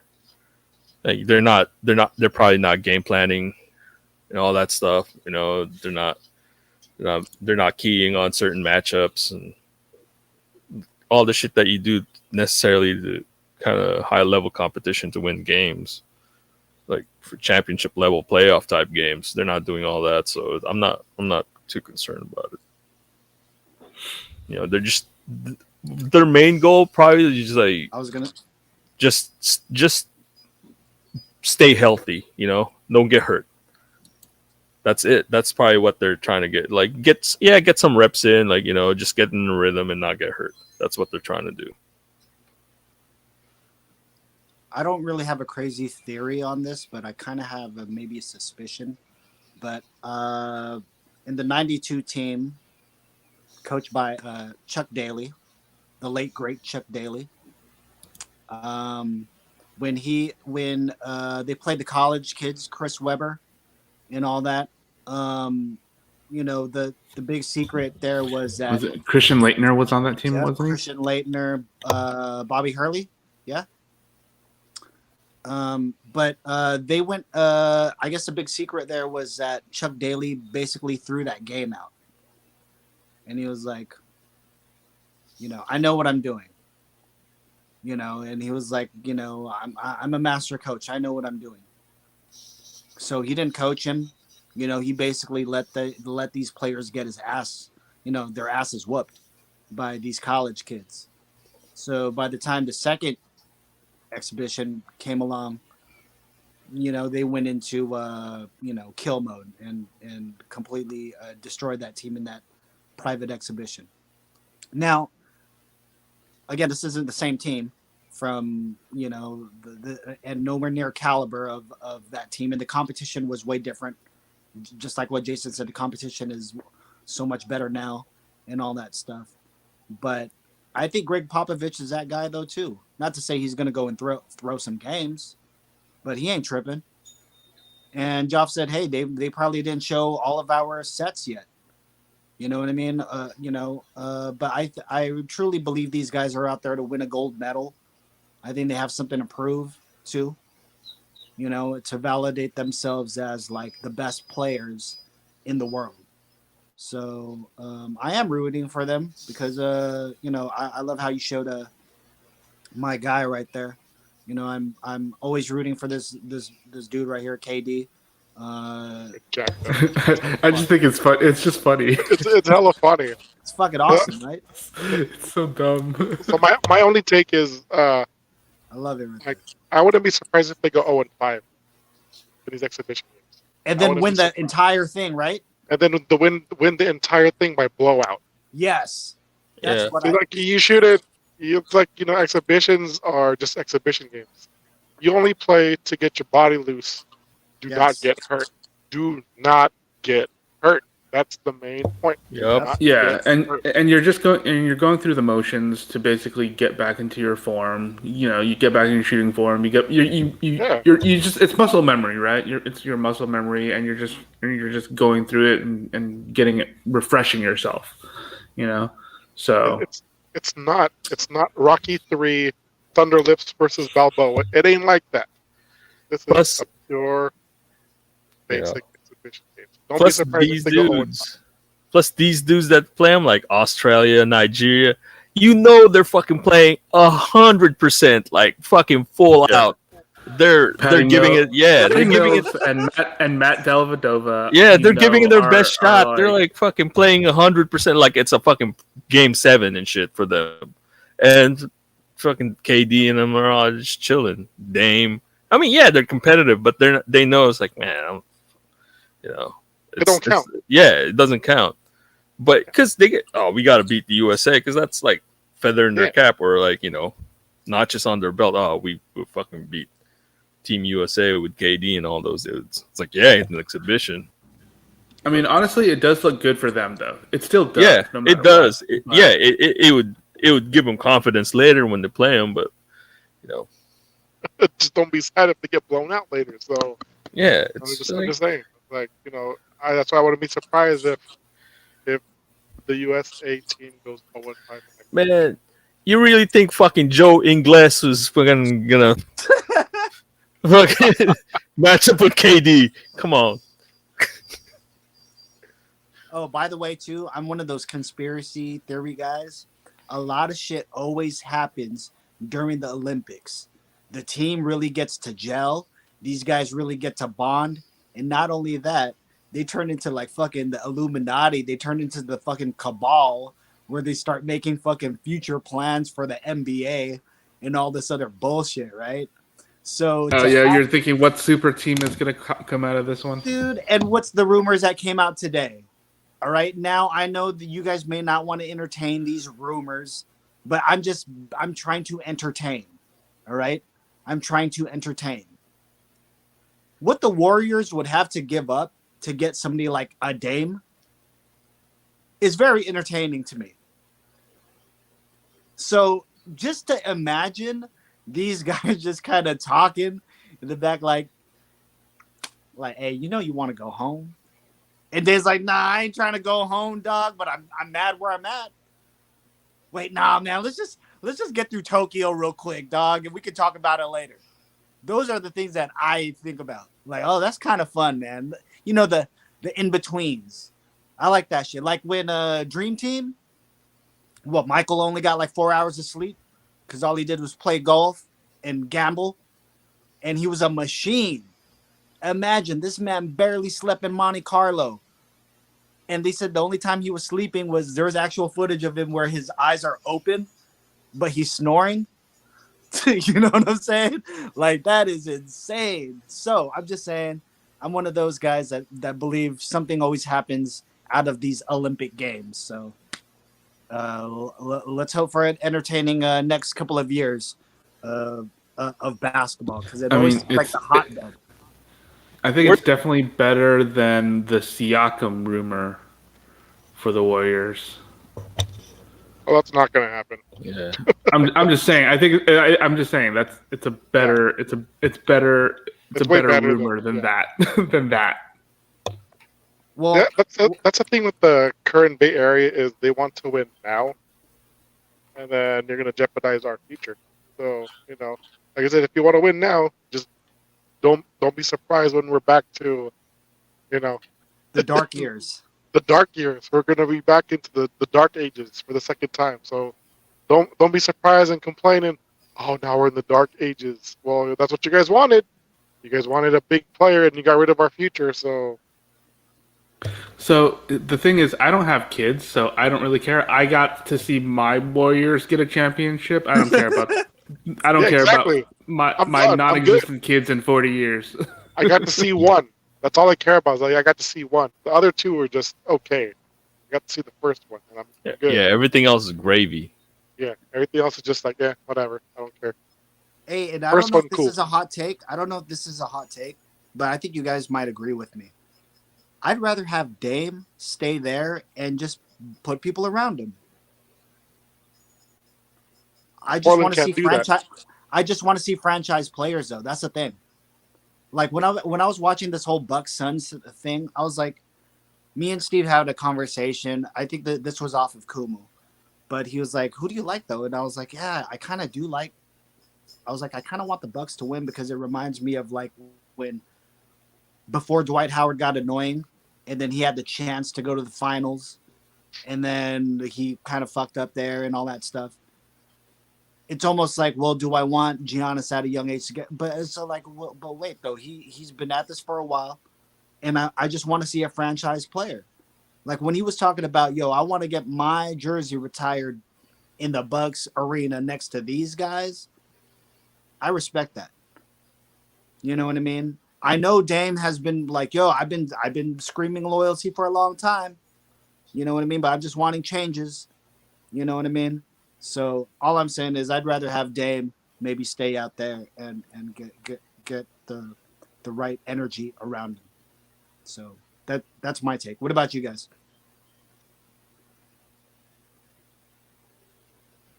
Nothing? Nah, I want the Warriors to revolutionize the game again, dude. I want I want an all light skinned team. Like maybe except for Draymond, What? What? bunch of You want I didn't so catch. what like light skinned so so assassins. so Devin Booker or something? Yeah, Devin Booker. Uh, Draymond's only gonna be like the dark skinned dude, so that's like change the game again with him. Wait, who's their big man? Fucking too bad Cherokee Parks is retired, but I don't know.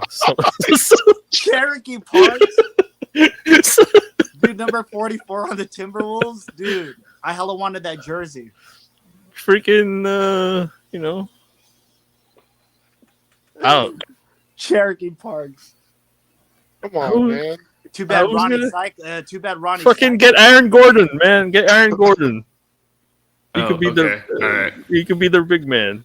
He's like what 6'8". They do small ball shit anyway. Get Aaron Gordon. That's true. That's true. He'll be their power forward / center. Yeah, oh yeah, Draymond plays center anyway, so they could interchange. They could be Yep. fast. Yep.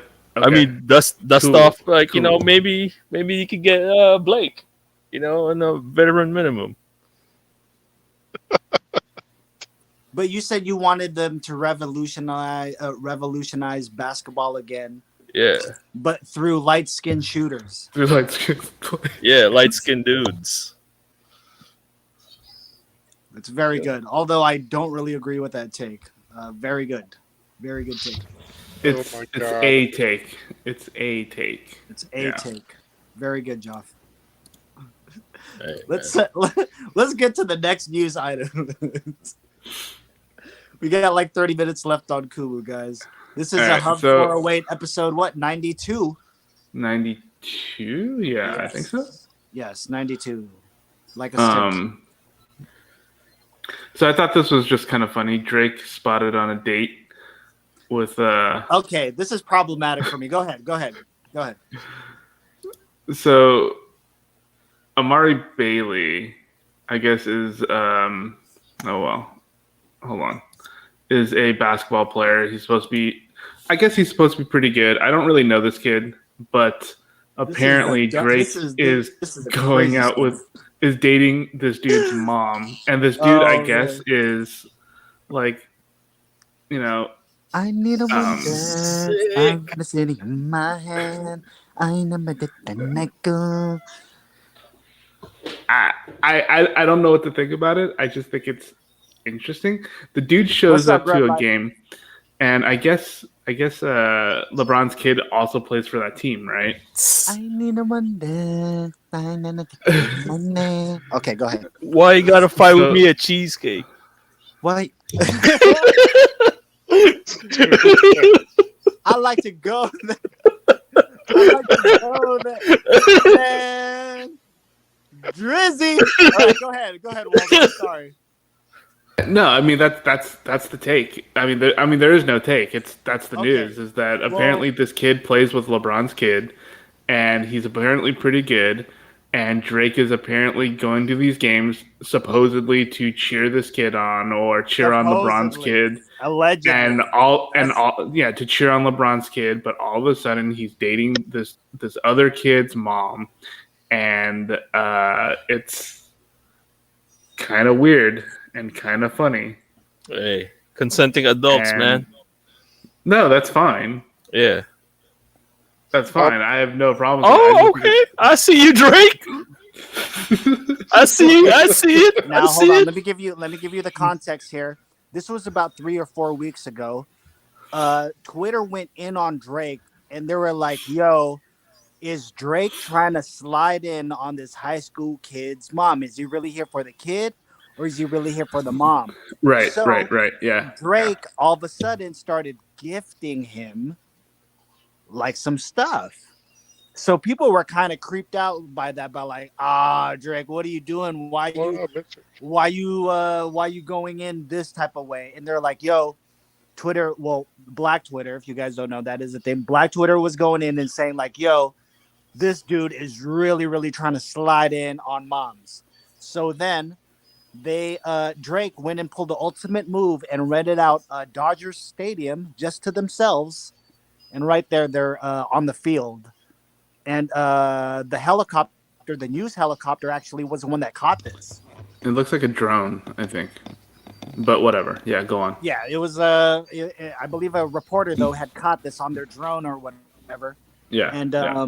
And reported it. So confirming the suspicions from like 3-4 weeks ago of Drake pretending to like root on this kid, giving him like sneakers and shoes, and people are like, "Yo, Oh, that's kind of wrong.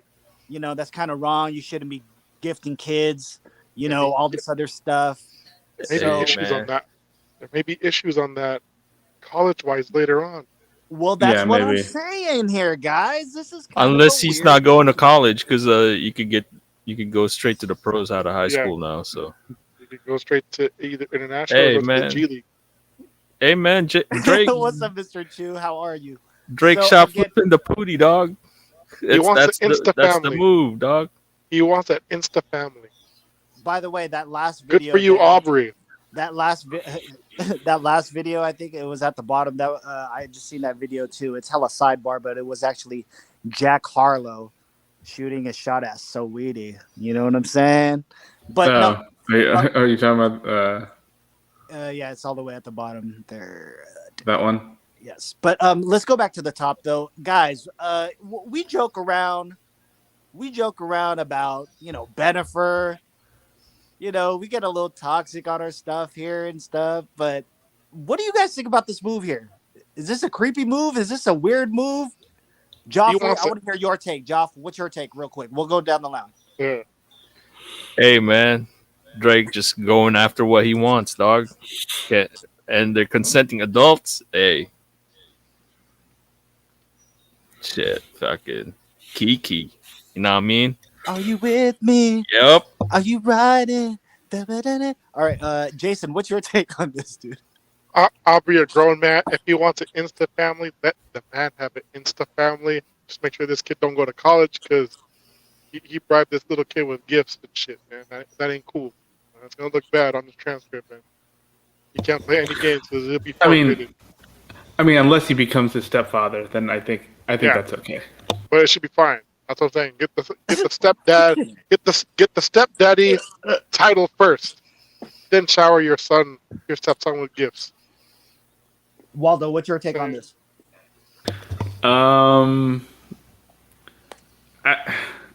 It's weird. Like I saw another picture where Michael B. Jordan is in the background. Yep. So it's weird. Like celebrities go to this game, right? Yep.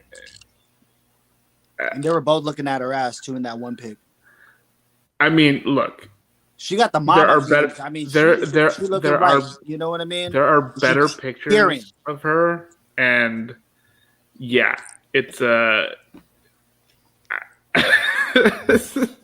man. I mean, I see. I get it. I get it. Yeah, I see you, get it. Drake.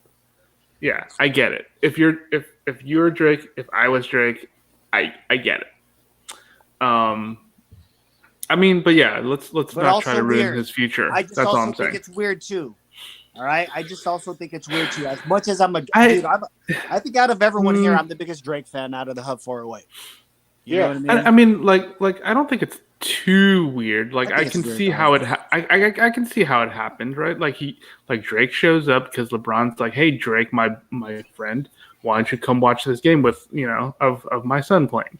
And then afterwards, it's like, hey, let's meet some of the kids and like hang out and just say what's up, And obviously the parents are going to be there to make sure that their kids are doing okay. And he meets the parents, all the different parents of all the different kids, and one thing leads to another, and boom, they're at Dodger Stadium. I can see that happening. It's crazy, but it's not outside of the realm of possibility, right? No, and it's very Drake, dude. Like I've been waiting for a Drake album since fucking October. You know what I mean? And he's been doing a lot of like funny shit in like this last like 8-9 months or whatever. And he's been dropping a little fire here and there. So instead, he's out here having fun. He's enjoying his summer. This is one of the rare summers that we don't get a Drake album during the summer. You know what I mean? So I think he's just out there. I think pandemic really, really fucked up a lot of plans. So I think he's just readjusting to getting back into some, when Drake's toxic, he makes the best music. So I just hope not to wish a toxic relationship upon the boy, but Dude, I hope he's having fun. dude, it'd be fucking awesome if I fucking my trash talk to this kid if I play against him. Shit, I would just be singing God's plan, God's plan. Yeah, Fucking in his free throws, when he's shooting free throws, I'll be singing God's plan and shit. To fucking annoy his ass. by myself, dog. Right? Yeah. The entire Yeah, all catalog. Drake's catalog. Fucking, Yeah. I'll just be singing that shit to him, like you're guarding him, like fucking Running just singing through Drake songs. with my woes, right? Yeah. Started from the bottom, you know. Now, See? yeah, come on. just fucking. Oh, you know what Drake Annoying song I him. really fucking hate though? It's like singing wrestling songs. It's like na na need nothing at all. Oh, yeah. Done for me. Da da da da da da. Shutting shit down in the mall, some shit like Yeah. that. Fucking- First name ever, last name greatest. yeah. I hated that shit. And Dude, people I thought it was like the ultimate song, and LeBron would use it in his. It was in his documentary and all that. I was like, man, this song sucks. And Eminem dissed them on their own song. I love that. Eminem went at all three of those rappers on the same beat, on the same song. You know what I mean? If you know and shit. So like, that's the only redeeming value of that song, that Eminem dissed him on that same fucking song. But yeah, I hate that. Na, na, na, na, na. But at the same time, it's genius because it's Drake. You feel me? He's the biggest pop star on the planet. So let's go. Thank you, Waldo, for bringing this news up. Look at Drake there with Drake. look at that spread, by the way, guys. Man, fucking Drake's the man. Salute. Look at that at the stadium. Yo, if you had the chance to do that you'd probably do it too. So shout out to Drake. Wrestling fans are waging a silent RPG war on live TV. Let's talk about this real quick, Waldo. That's tight. I just thought this was kind of I funny. love wrestling. Well, I know that. I love apparently- the signs back. These are the signs. Yeah, there's a bunch of signs out there that are saying stuff like. Yep. So apparently, one of the oldest posters is Final Fantasy VIII sucks, and from that point on, a bunch of people have been saying different Final Fantasies is good, different Final Fantasies is bad. All these kinds of things. Like there's Final Fantasy X2 is better than Final Fantasy VIII. So yeah, there's all these different and then other video games. Persona 5 sucks. So a lot of people are just Wrestling fans in general are making signs and showing up at the arenas and posting these hoping to get on camera. And it's specifically Final Fantasy, which is fun. I love that guy's sign right there. Final Fantasy VIII is filth. filth. Absolute filth. Yeah. He probably didn't And finish this- the game. And this guy's sign is Final Fantasy X2 is better than Final Fantasy VIII. Ooh. He said part 2? X2, yeah, Oh, FFX2. I haven't actually played X2. I played Final Fantasy X. I haven't played Final Fantasy X2. I think it's very polarizing from what I've read. Like some people really like it, some people don't really like it. Whatever. It's a matter of preference. It's an all-female group, so it's a matter of... All right. This Yeah. is really, really nerdy. This is super nerdy. I just And this think kinda it's fits- yeah. and this fits our realm, so I want to go one by one real quick. Waldo, what do you think about this? This kind of mind blowing. What do you Trend. think about This trend. Yes. Honestly, I think it's just people having fun, right? But I do like the fact that it's carried through from show to show, and I think I mean this is from 2019, like this picture, right? So I mean it's apparently That's amazing. something that's still happening, like people will still like this one is from July. Oh well, this one's from July 7th, right? This one right here. So I mean, someone's still What's up, posting. Christian? This How are isn't this looks like an AEW show, and not only is it WWE, it's AEW, it's just wrestling shows. There happens to be this RPG thing going on. I just love the fact that it's sustained. That you can watch a show and there's someone talking crap about some random Japanese RPG, and Yup. I think that's just funny. Yup. It's just funny to me. It amuses me. Joffrey, let me hear your take on this. It's wrestling fan. It's not surprising. That's why it's fun to have the crowds back because they got some nonsense it's just they make they carry signs that don't fucking have nothing to do with wrestling. It's just like crazy ass signs every show. So yeah, it's wrestling fan, man. I'm kind of proud of him. It's my people.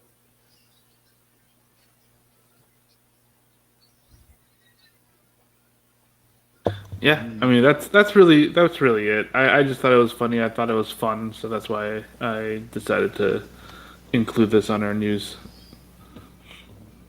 I love it. What about you, Jason? What's your take on this? Oh, let them. I mean, I mean, I think to me the funniest time I've ever seen was my mom knows I'm here,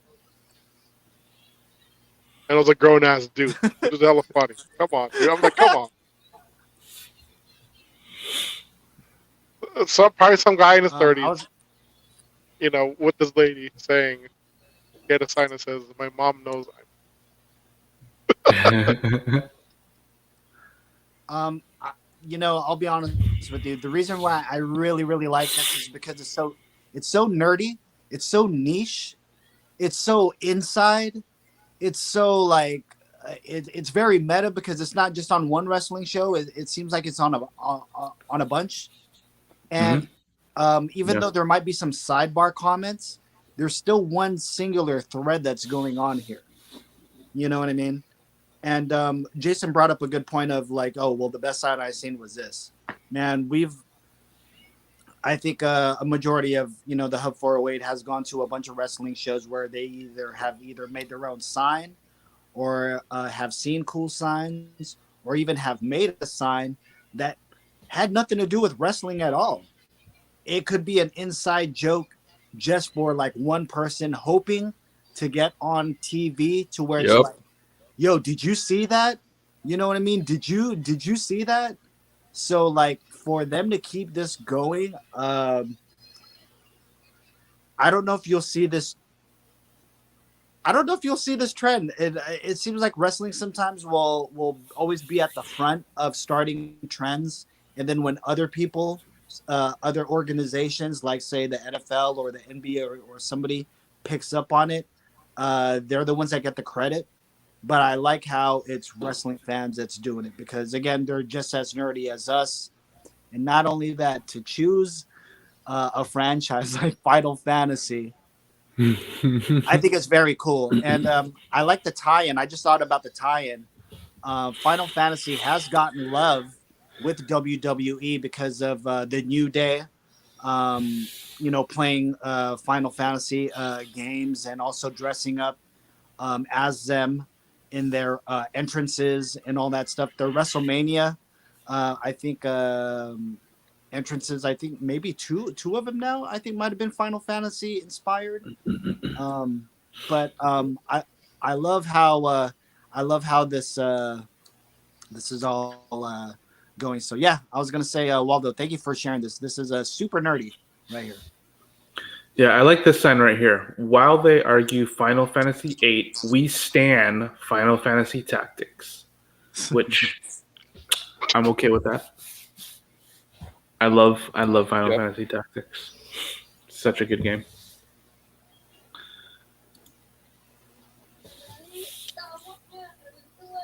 All right, I know Jason was excited for this one, huh, Jason? Oh yeah. All right, Waldo, let us know. All right, Silverhawks. If like us, grew up in the '80s, this was one of the cartoons that we watched back in the days. Basically, they're a space family,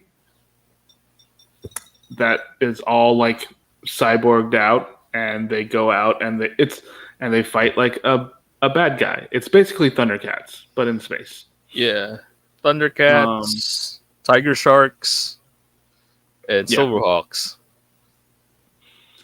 So it only ran for one season, but one season apparently had 65 episodes. They're a team of 29th century heroes with metal bodies and wings who were tasked to stop an organized crime ring and protect the citizen of the galaxy of Limbo, which had been overrun by the show's antagonist Monstar. So yeah, um, I don't know where they're gonna cut. I'm not sure where they're gonna be showing it, but they're bringing it back. They're rebooting Thundercats and oh no, sorry, not Thundercats, but Silverhawks. And yeah, I'm super excited for this one. I was a huge fan of these guys growing up, and I just want to see what their take is on this '80s classic that I don't think gets enough talk. I don't think enough people talk about it, and you know, I mean, obviously you have your He-Mans, your Transformers, Thundercats. Silverhawk has always been kind of like on the down low, I think. Hopefully they bring some of the other ones back too, like Mask or Visionaries or Yeah, masks. I want masks. That's under Right. GI Joe now. By the way, oh they bought the property. oh It's under oh Hasbro. Hasbro. Oh well, all right. Well, hopefully they bring that back. Hopefully they bring that out, and we get to see something like that in the future. Go back. But yeah, to that there's no top there's picture. There you go. Go back which to one? that Oh, top. this one. picture. Yeah. Yeah. But yeah, there's no real news on it except for the fact that it's in the works. Hopefully, we get more news from them in the future. But yeah, Yo, let me ask you guys real quick. All right, let's go down the line real quick. Let's start with Joffrey. We're looking at this picture right here. Which figures did you have? I had the leader with the hawk, like the silver guy. I forgot his name, but yeah, that guy. I just had that one figure. That's it. That's all I got for the Silverhawks. All right, Jason. What about you? Which figures did you have? I just had the husky dude. Oh, really? For me, I had the leader guy, I had the guitar guy, and I had Copper Kid. I believe that's his name or something like that. What Yeah, I about believe you? that's his name. What about you, Waldo? Which figures did you have? Oh, I didn't have any of them. You didn't have My parents never like bought me anything, like any kind of toys or anything like that. Growing up, we didn't really have many toys. Well, But well, you I know, really during wanted the that 80s airplane. I really wanted that airplane. Oh yes, that airplane was awesome. Oh yeah, it's fucking Yeah. I was gonna say, during these times though, when we grew up on these type of cartoons, a lot of these cartoons also were meant to sell a lot of Toys, toys. Yep. Also, 100%. So- Yep. yep, a lot of these toys were in kids' hands. But the thing about Silverhawks, which is very, you don't see too many Silverhawks around. It's because of how delicate these toys were made. These toys would easily be damaged. Like they were made out of a like almost chrome like finish. yeah. With some playability, it could It fucking really peels and shit. yeah, it peels or it could scrape and really mess up your toys here. So like you don't see a lot of Silverhawk toys on the secondary market. You will see a lot of Monstars. You will see more the guitar guy. Sometimes though he'll be missing like everything. Like he won't have a guitar, he won't have a hat. So these figures are super rare. And I didn't even really think about it, but for them to only have one season and have 65 episodes, that's kind of remarkable actually. Like that's hella episodes. Shit, that's like 3 seasons, really. Yeah. So I just knew that I was a fan of this. Jason had mentioned that he had that husky guy right there. Both me and Jason did have Silverhawks, so I would bring mine over and play with our toys and stuff like that. This is kind of cool how they're rebooting this. I know that there's a whole bunch of other reboots, like the Masters of the Universe is coming out on Netflix with under Kevin Smith and stuff like Kevin Smith. Yeah, in it's a couple of weeks. yeah. Next to week see or all 2 these weeks from now. to see all these 80s franchises kind of making a comeback. Very cool. Yeah. Anything else from this, guys? Any? All Nope. right, let's go on to the next Mm, one. Moving on. All right. So for fans of Night Court, No. Oh. yeah. Oh man, this is my first time seeing this. So Charlie Robinson, playing Mac, the court clerk in the 1980s and 90s sitcom Night Court, died Oh. Sunday due to cardiac arrest and cancer. He was 75 years old. So yeah, I mean, I honestly only really know him from this show. Like, I mean, the guy's done a whole bunch of other stuff, but yeah, growing up, I watched a lot of Night Court. Me too. And, I grew up on this. I love yeah. Matt. I love his character so much too. He was such a caring Yeah. guy. And yeah, it's kind of sad, but yeah, just some sad news right there for this one. No takes, just a part of something from my childhood. Yep. Just sad is all. Yeah. Rest in peace to Mac from Night Court. Dang, man, that was my guy. I love that guy.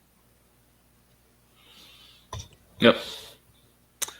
I don't know if you guys have anything about that, but Jason, Joff, anything? No. Oh, R.I.P. Shit, Mr. Wonderful too today. Or Yeah. Heartbreaking. oh yeah.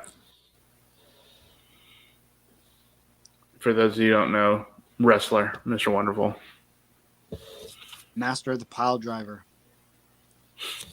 Arguably had one of the best pile drivers ever too.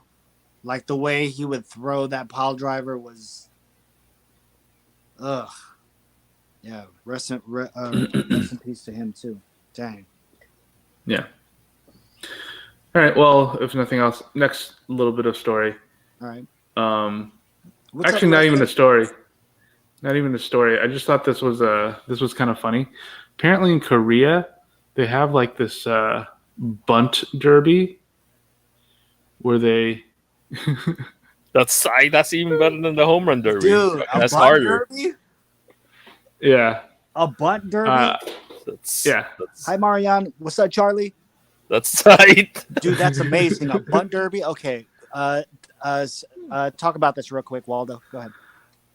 It looks like it's from a Korean All-Star game. Okay. I think, and one of the challenges that they have is a bunt derby. So you know how we have like a home run derby kind of thing. Yeah. They apparently have a bunt derby, and it's just kind of.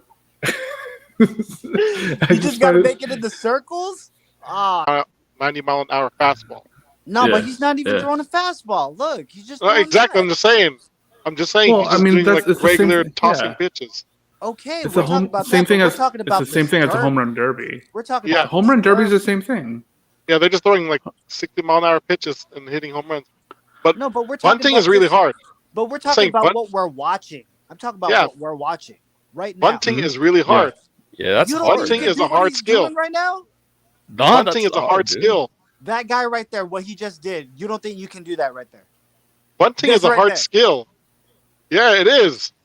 Okay, it's not 90 miles per hour. I'm just saying, you don't think that you can do that right there? Nah. There's a skill Not- to it. No, because they're You can't aim controlling it. where it Yeah, drops. you can't Yeah, aim they're it. controlling where I it could drops. probably like There's no butt way. it, Yeah. but not aim it. Yeah, there's no way I can get it anywhere near that. Look, circle, that's a mild like toss, dude. That's a mild toss. that. You gotta learn how to aim the bat with the ball. That's hard. Well, with From practice, 90 I'm feet. just saying, I think I could do this. I don't think I From- could homer a fucking real 94 mile per hour ball. But if we're Okay, talking about okay. we're in the bunt Yes, derby, yes. Dude, Yes, I'll the ones- fucking practice every year To for the bunt practice derby. this, yes, it's definitely much more it is definitely much more feasible for you to practice this and perfect it rather than being a home run hitter. Yes, If the hub I will agree with you on that. In Oh, my yeah. opinion, that circle should be smaller. Okay, if the Hub 408 threw the first ever bunt derby every year, every summer, I think we would get pretty fucking good every fucking year, Jason. I'm just saying. Look at I'd that. win every time. Oh, see, now you're saying you could do it. I'm just saying. I'd win every time. Do the Well, other see, side. Though. you just said you couldn't do this right here. Now with the 90 mile an hour, I'd have to have practice. That's what I was saying the entire time. I was like, this right here. But from 90 feet. Because that's where he's throwing the ball, from 90 feet. You could do that, dude. Look at that. We could do this, guys. This ain't. I'm not talking about bunting a fucking in a real game. I would never bunt in a real game. I'd go for every pitch. I'd strike out because that's what a real man does. You feel me? Strike out, right? No, I'd step into the pitch. Step into the Okay, well, pitch there and you get on go. base. You're a bigger man No, than me. All I'm saying getting is- on base is the most important thing. Getting on base is the most important thing in baseball. All Yeah, I'm just saying get hit. is, I'll if- even have. go ahead, Jason. I'll let the butt hit me. I'll let that ball hit me just to get on base. Dude, every if he pitched summer, it like that. if we were to do the fucking bunt, whatever bunt derby, I think we'd get pretty fucking good, dude. We could do this right here. Look at that toss.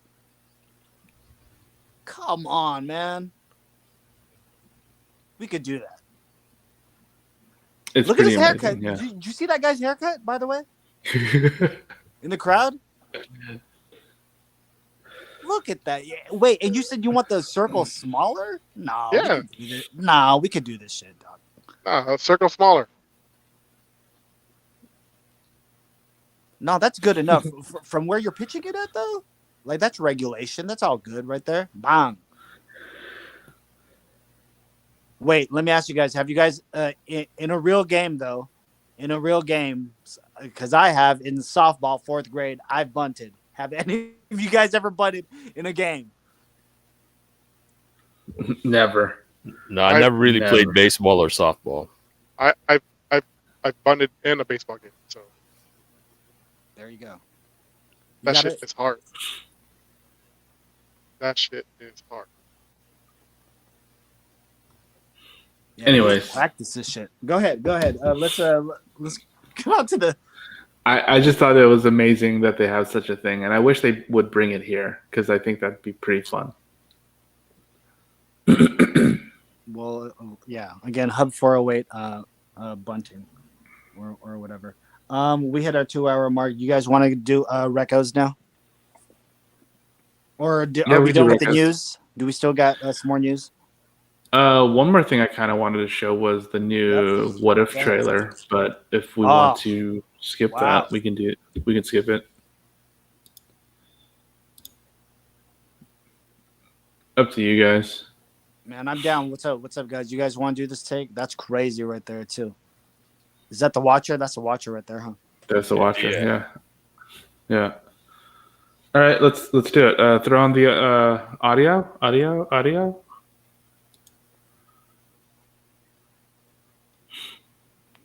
You guys turn on the audio. Elite X, are you there to turn on the audio?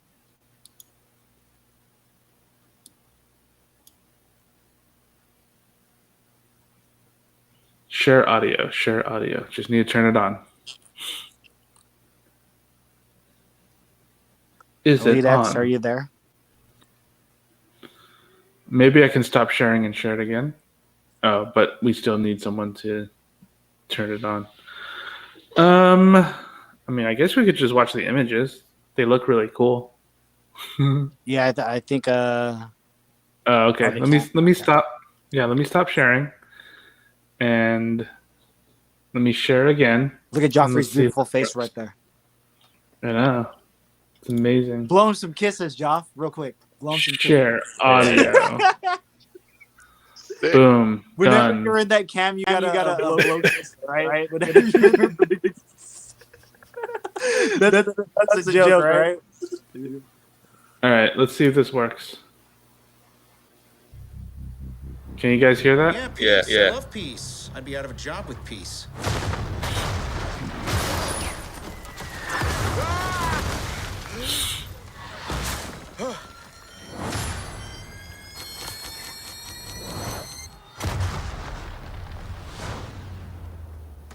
Do we know each other? Time. Crazy. Yeah, absolutely wild. Reality.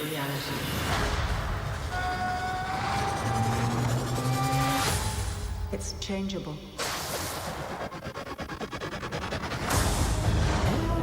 Where you want to be? That's the question, isn't it? Every universe is different. Each one unique. Slow down a little bit. There's a few people in the room that don't understand. Not me, I get it.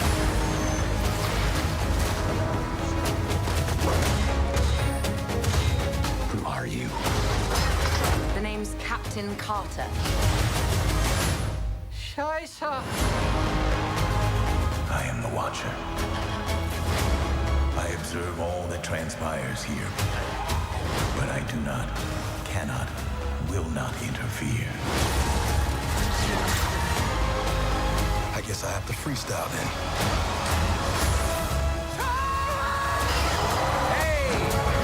We have you outnumbered. A Ravager never flies solo. I said never flies solo. Is that some kind of catchphrase?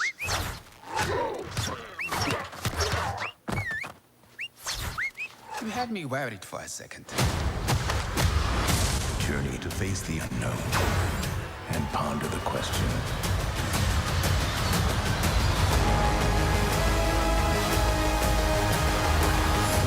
What if?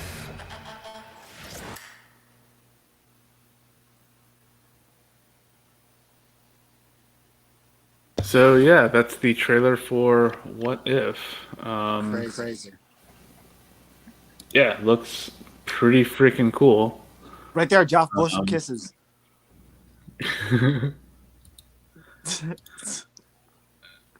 Yeah, I don't. I can't even. Dude, I'm tired. That's enough, dog. That's all they get. I'm excited for that, dude. I'm excited for that. Yeah. I don't know about you guys. That actually that was kind of mind blowing right there. Yeah, Chadwick Boseman's last performance as T'Challa. What seems to be some really interesting takes on the Marvel heroes that we know and love. I have no idea what they're going to do with this. I have no idea if it's going to tie back into the MCU at all. It looked like I saw Scarlet Witch as the Nexus. So whether or not it ties into the main MCU story, whether or not it's just kind of like a one-off, hey, we're just going to have some fun, I really don't know. But it looks really cool. I'm looking forward to it, and that should be coming up pretty soon.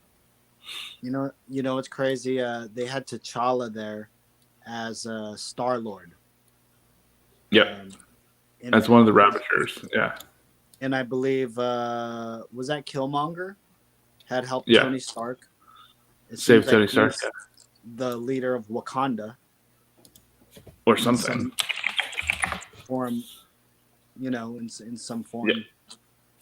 Maybe. You But it talked looked like he had about- a uniform on. It looked like he had some kind of uniform. Maybe it's his military days. Yeah, he's just there doing operations and he just happened to save Stark, I guess. That's what I'm That's thinking. kind of what it feels like. Yeah.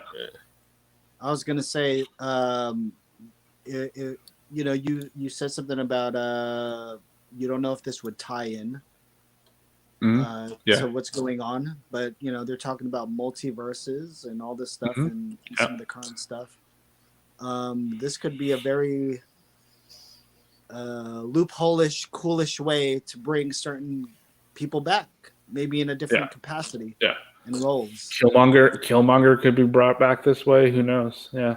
As a redeemed character, you know what I mean? Well, they're doing the Or- multiverse or stuff, anti- so Or anti-hero kind of thing. Yeah. Go ahead, Jason. I like that was one of my theories. The Killmonger, bringing him back a Yeah. while back. I mean, he's too interesting of a character to stay dead, to be Yeah. honest. Like, um, like his philosophy, like what he did was definitely not a good thing, but his philosophy definitely rings true, right? It's definitely something that we can look at and go, you know what? I don't think he's completely wrong. So, uh, yeah, he's definitely an interesting character, and even Killmonger in the comics was kind of a weird um, anti-hero kind of person. Like he kind of opposed Black Panther, but he kind of didn't. He lived in Wakanda. You know, he had his own section of Wakanda to himself. He also went off to America. He went to America. I think he went to MIT, went to school there, came back, you know, and had thoughts about what Wakanda should be about. And basically, he's trying to fight T'Challa for the kingdom of Wakanda because he wants to install his own government, and um, he has a different way of governing. Uh, so, I mean, it's he's definitely a very very multi-layered character, and I hope they bring him back in the MCU. I'm just excited also on the different takes you saw there. I don't know if you guys noticed, but it looked like we might be getting a Marvel Zombies episode. Captain Carter. Yeah, I'm excited for Captain Carter. I'm a huge fan of Agent Carter, and it's great. It would be great to see her back. And you were talking also about Chadwick Boseman. It is his last, maybe one of the last things he did. I don't know if he still has a. I believe it's the absolute last thing that he did. Oh wow! Like he might have other stuff like in the can and not coming out, but this is apparently the last thing that he did. So to see his portrayal one more time of a beloved character, but in a different light, is going to be very fun. So, and not only that, but I was a huge. I think we might have talked about this before, but I was a huge fan of the What If comics from back in the day. So like to kind of get the series, it's kind of cool. It'd be cool if they did some of those old issues. If they brought back some classic issues, yeah. Like if they get the right characters, when we finally get the right characters in the MCU, one of the ones I would want to see is, what if Wolverine became Lord of the Vampires? That was one of my favorite issues. Or what if Iron Man was a enemy of the like he was with the Soviets instead. You know what I mean? During the Cold War, that was one of my favorite issues too. And also, like, what if Doctor Doom was a good guy? I really like that, where they're throwing him a fucking parade and they're celebrating this man as if he's like Iron Man. Yeah. Yeah, can't wait to see this stuff. Any other news? That's it. That's it on my end. We can wrap it up. Start wrapping it up. Yeah, what if Wolverine wasn't a simp for Jean Grey? What if he wasn't a simp? You said for Jean Grey? Yes. He'd be with Mariko, and she'd still be dead. Probably. Yo, let's say bye to the Kumu side of things real quick. Later, guys. All right. Laters. They don't get the extra stuff. They don't get the little Johnny story. No, they don't get the little Johnny story. Sorry, dog.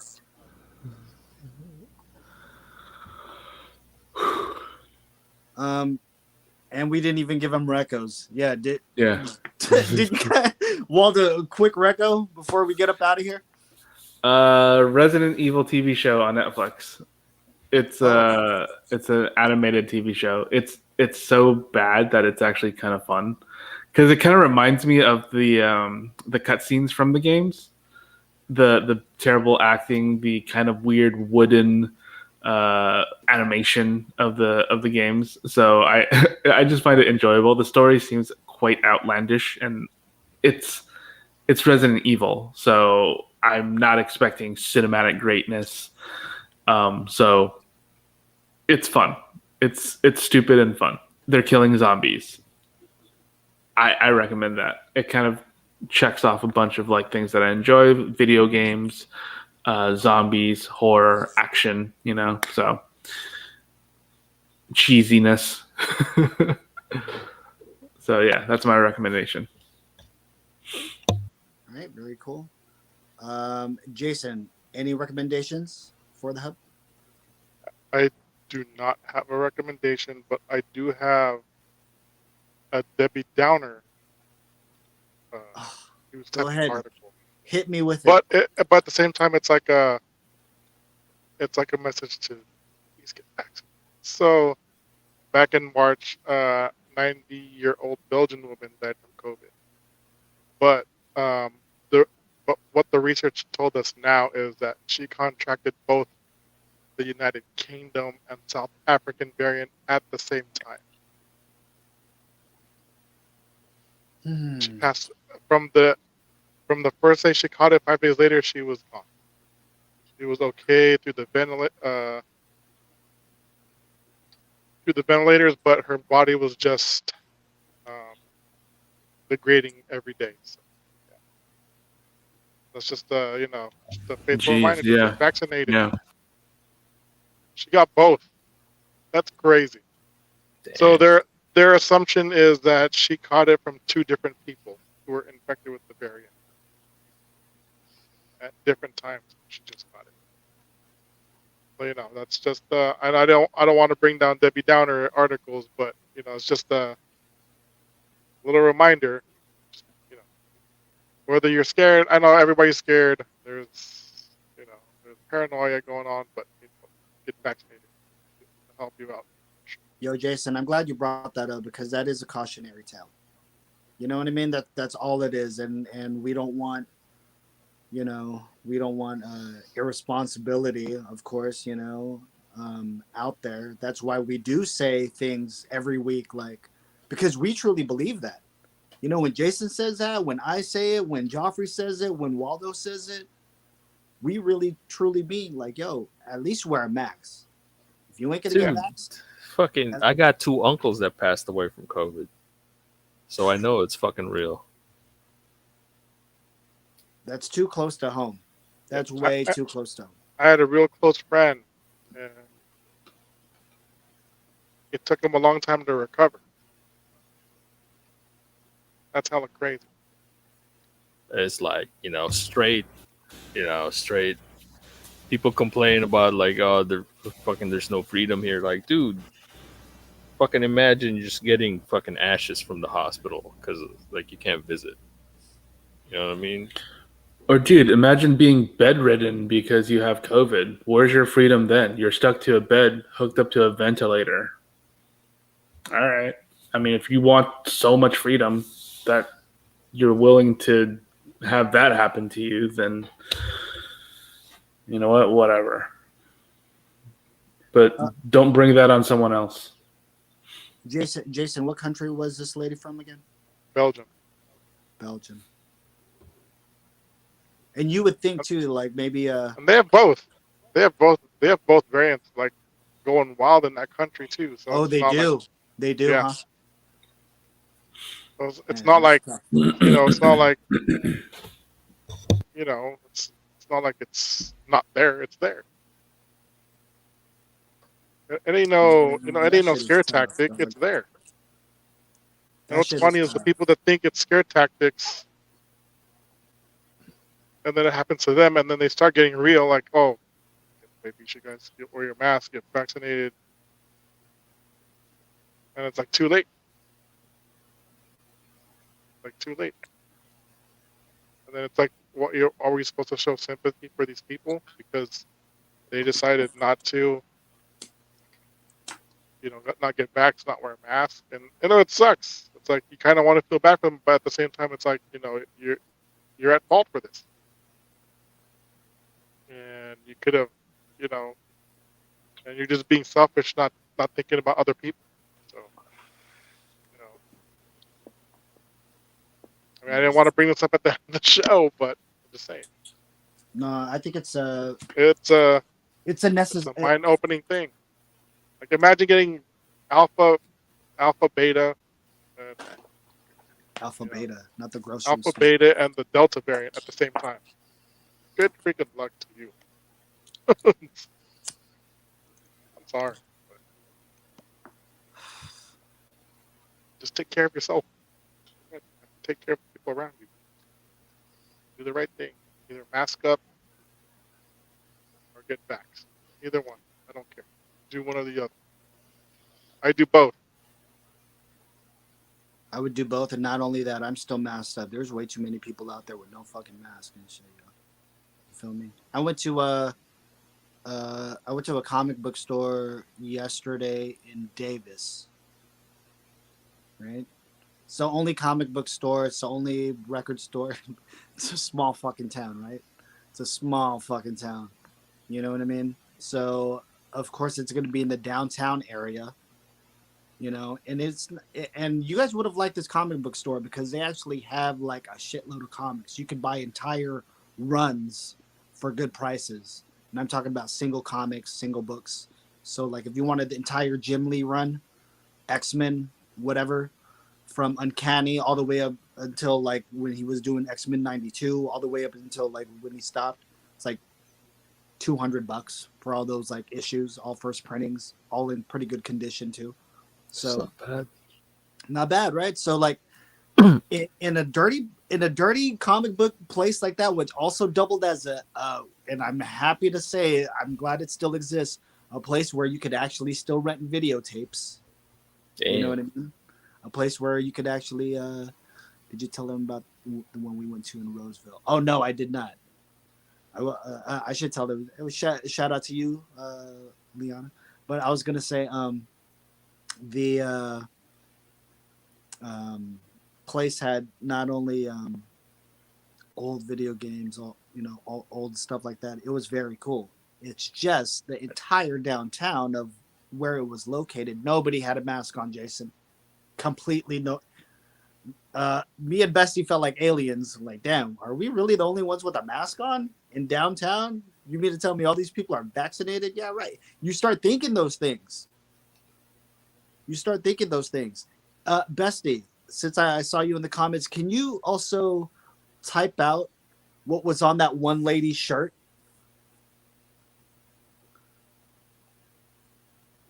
Let's see if Liana responds here. There was this one lady with a shirt, and these are the type of folks that is out there in the world today. There you go. Unmasked, unvaccinated, unafraid. That's what her shirt said. Undead. Fucking pretty soon. Or unalive. Oh yeah, unalive. Undead is a zombie. So, but yeah. Jason, thank you though for telling us to mask up. I really appreciate that. Thank you for that cautionary tale. Not really a reco, and Jason said not trying to be a Debbie Downer, but actually we're known to do the Debbie Downer bit here on the Hub 408. You know what I mean? So there you go. But for a good reason though. So thank you for that, Jason. Yeah. Joff, what about you? Any recos? Oh yeah, dude. Since Oh yeah, and we're not we're on all platforms except for things, so you could. Yeah. So go ahead. Yeah, since fans are back, it's kind of fun to watch wrestling again, especially AEW, dude. They got all kinds of shit. They got the serious shit. They got the ridiculous shit. It's pro wrestling. It's not sports entertainment per se, but and shout out to Kenny Omega. He just became my favorite wrestler. So just he's wearing some he came out with some ridiculous facial hair, right? It's like the Harley Race shit, like the mutton chops and yeah. I think that's is he trying to troll Triple H? Maybe, but he looked ridiculous, and he was wearing some ridiculous shit. And this is like the line that fucking made it's so stupid. It just made me laugh so hard. It was like, dude, this guy not only is a great wrestler, and his heel his heel character right now is fucking hilarious. So he asks fucking Evil Uno, what's the capital of Thailand? Thailand. And Evil Uno is like, oh, so you know, I'm not here to play trivia. And he kicks him in the balls and said, Bangkok, baby. It's so dumb. I just fucking started laughing. It's like, this guy's an idiot. So back in high school, the Samoans used to do the same joke, but they would go, "Hey, what's the capital of China?" And then they would just smack you in the balls and call and say Bangkok. But That was China, the but it's no. It was wrong. yeah. No, I realize I know, but that's like, oh shit. it's so dumb. No, but yes, the Samoan people, the Samoan players used to do that all the time. It's the dumbest thing. China. It's Hey, so yo. dumb, dude. Hey, It's yo, like, dude. shout out to our Usos out there. You know what I mean? We love y'all. I love my fellow Usos too. You know what I'm saying? All I'm saying is, Waldo, those same Usos, right? They're the only ones doing that. I love how Waldo goes, the Samoans back in the day. You know what I mean? Because that was some real shit. That Because like, hey, yo, no one else did that. No one else yeah, played like that. yeah. And not only that, no one's gonna do nothing to no Samoan, especially one living in San Jose. You feel me? Shout out to all my Usos out there. I love y'all. Y'all held me down. You know what I mean? Yo, shout out to my man. Yo, shout out to my man Pawasa, right? I felt so small. One time I had gone over the house, right? And he lived directly across from my ex at the time, right? So I would see Pawasa every day. I'd see him every day. And one time he's like, "Yo, come to the birthday party or whatever." I'm godfather too to his daughter. Man, I go in the house. I'm like, they're like, "Yeah, go get a plate. Go get a plate." There wasn't no plates in there, y'all. There was no plates in there. You know what was there though? A huge stack of to-go home trays. To-go home trays. So I was like, "Oh shit! All right, we're eating these trays." So I'm putting my food in the tray, right? And of course, I gotta win in Rome, right? Win in Rome. So I sit down with my folks, sit down with my Usos and shit, sit down with them, and start enjoying this food. And the food was amazing too, and all kinds of different food too, hella American food too, right? And when I looked at their trays, I looked at mine. They started hella laughing. They're like, "Oh, you hella weak, dog. You hella weak." I didn't know that you're supposed to fill up both sides of the tray. You know what I'm saying? I didn't know you were supposed to fill up both sides of the tray. My side of the tray was a measly portion because I'm trying to be respectful. I'm not trying to get hella food. But man, they used both sides of the tray. It wasn't to cover, it wasn't to take home. It was having two plates right then and there. And that's when they put me on game. Like, yo, when I come through, I better be ready to eat. You know what I mean? My boy, man, it was one of his cousins. I don't even think he's no longer with us, neither. But I just remember his, the lid part, it had hella tortilla chips, hella hamburger patties ripped apart, and just hella cheese, like all over it on one side. Like that was his side. You know what I'm saying? And I just felt like the most smallest man on earth. You know what I mean? Sitting amongst these guys that can really, really put it down and shit too. You know what I mean? So, yeah, shout out to my Usos, man.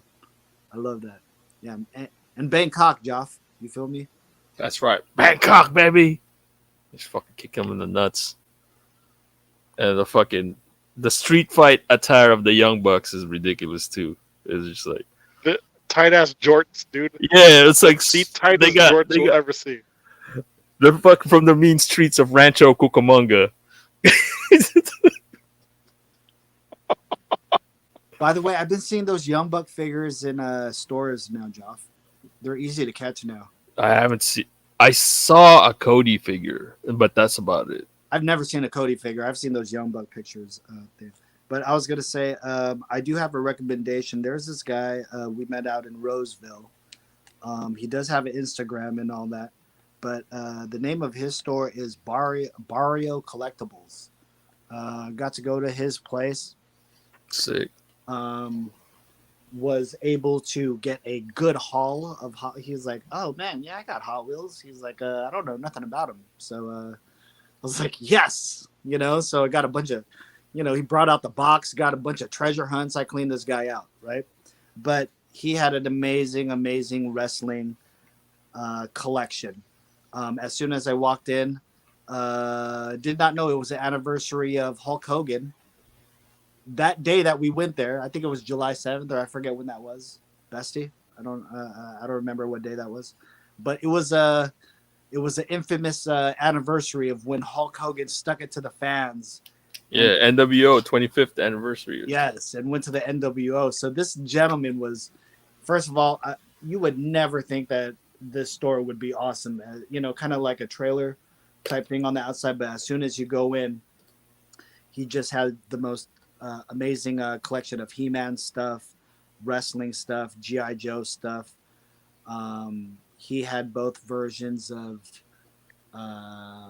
Castle Grayskull and Snake Mountain. He had the OG versions and also the Super 7 versions, which is like bigger than us. So to see these toys, and it was just incredible, and his prices were really good. But what I liked about this, man, it just sucks that I was like, man, do I got to choose between my mom and this wrestler?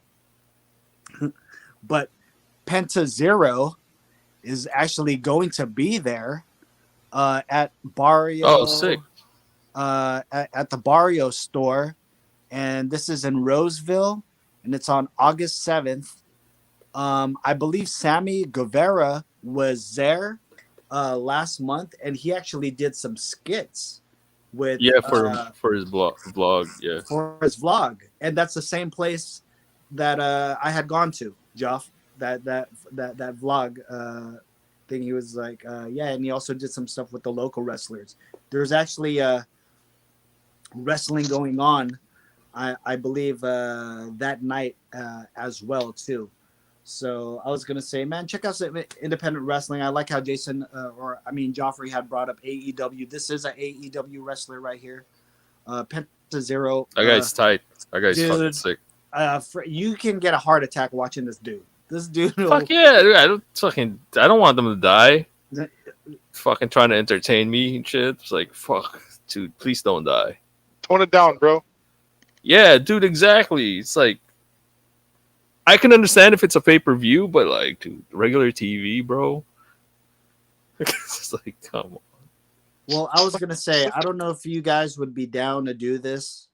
I don't know if you guys would be down to do this, but there is, and I usually go to these. Me and Steve has gone to one of these. I was hoping he'd show up tonight. Maybe I could invite him. But there is a high school wrestling with big time wrestling that's going to be happening in New York. Oh, they're back. Shit. Yep. So depending on who's going to be there, I was thinking about going. I don't know if that's something that you guys might want to do or something like that. But I've actually streamed, at Raw before. The last time I had actually gone to a high school wrestling thing, I was actually one of the first times that I had actually met Bazooka Joe. I think I've been there since that, but I met Bazooka Joe for the first time. Him and my homegirl Stevie also. We got to watch the most amazing fucking hardcore match with Tommy Dreamer, and it was like I was in the middle of it because I was like literally like 2 feet from Tommy Dreamer hitting somebody with a trash can and just screaming in his face. So you get to see some really, really cool wrestlers there too. But these high school wrestling meetups are really cool, and sometimes I'll have them on the internet too. So go ahead and check that out. Go check out some local wrestling. And also, my last reco is watch on Kumu Social TV on Otaku. Later on, I will be 2 a.m. for us people here in the United States. So that's going to be like zombie hours for you guys. But I'll be up. I'll be doing some toy stuff. So I'll be showing my latest hauls, maybe doing some unboxings, and doing a diorama piece also, like doing a setup. So you'll get to see little figures, and and we'll take some pictures from there. So that's all I got. Anything else before we get up out of here, guys? Pretty good episode. Go ahead, Jason. One more. August 28 and 29, Silicon Valley Comic Con here. They're actually limiting tickets. Then you won't be able to buy a ticket at the door. You have to reserve now. How much, Jay? Forget. Let me see. Jeff, you still got the table, right? Yeah, I still got it. Right. So I'm gonna be there with my partner Joe Boss, and we're gonna support her fave at his table. So it's let me see. So you have to go online. It's in San Jose Convention Center. Let's see. So it's actually like a 50 for Saturday. 2-day pass is $80. Pretty pricey. I know it's pricey, but Well, it's I gotta see if I could. Get me in, Joff. Yeah, no, I'm gonna try to ask around because before they had, if you're like say media, like podcast or whatever, they give you they they'll give you I'll be reporting for the Hub 408. Yeah, they'll like if you show like credentials Bestie, that I got you you. have a Bring the Del Taco. She said she'll bring Del Taco. yeah. Joff. Yeah. I'll see because they're under new management. Because before I know SuperCon, when there was SuperCon, you could get media passes. Like, oh yeah, we have a website or a podcast with pop culture stuff. We're just gonna go around, show the con, and then interview creators. You get passes for that. Now that they're under new management, I gotta check if you could still get that. So yeah, I'm gonna contact them probably tomorrow. See what's Ron, up. I'm gonna tell you what wrestler they have over there. It's Jake. Jake the Snake. Jake the Snake. He froze in excitement. He froze in excitement. That he broke his internet. Yeah. Bruce Boxsteiner is gonna be there. Oh, from Babylon 5? Yeah.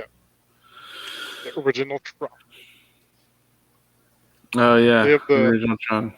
They have the voice actor of Mario. Ooh. William Chandler's going to only be there on a Sunday. All right. Well. Is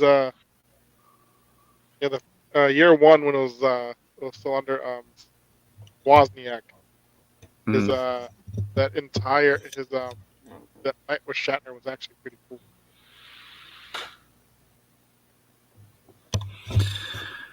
All right. Well, Ron's not here, so I guess we can just end it. Yeah. We're just gonna end it. We're just gonna end it. We're just gonna end the show. You could catch us back here on Friday, same time. 9. Oh, he's back. There you go. Oh, he's back. We were just about to end it. We were about to trying to end it. They're like, "Oh, we'll just end dude. it. We'll just end it, dude. Like, we'll just end it. Like that. That's hella messed up. Did you hear me? Did you hear me before you got frozen? Jake. It's hella messed up, dude. Jake the Snake's gonna be there. Wait, hold on. What'd you say? Jake the Snake's gonna be there? Yeah, Jake the Snake's gonna be there. Dude, I dare you guys to ask Jake the Snake, like, what's the craziest thing, or ask him what's insanity, my friend. Ask him that. No, Ask him like, Jake, what's insanity? You know what I mean? You weren't blinking for a long, dude. It got frozen. I was like, why is everyone else not blinking? So I was just waiting here until I had to get up out of here. Wait, who else is gonna be there though?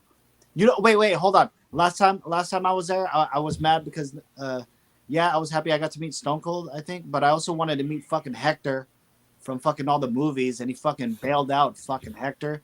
I'm How hella fast? mad, Hector. I fucking came there to see Stone Cold and you weren't there, Hector. You feel me? Oh yeah, we could. There's a media and press application here. It says so. The Hub 408 might be able to qualify. Hell You could yeah. qualify, Ron, because like you hosted the KumuCon. You could Hell show yeah. that shit. Hell So yeah.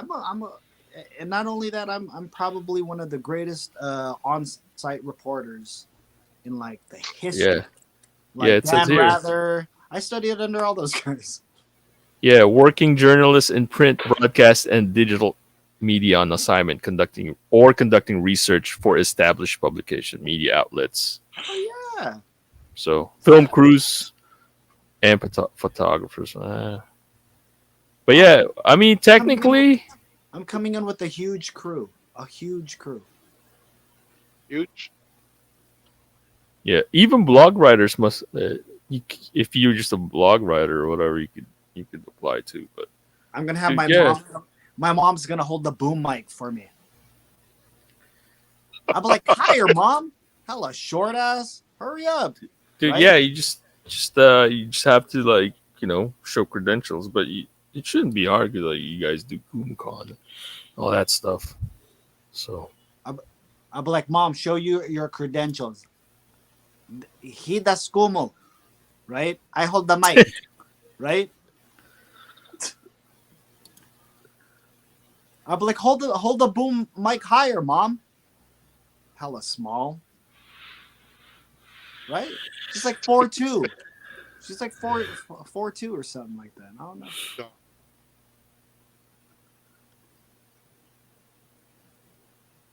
Yo, shout out to all the small moms out there.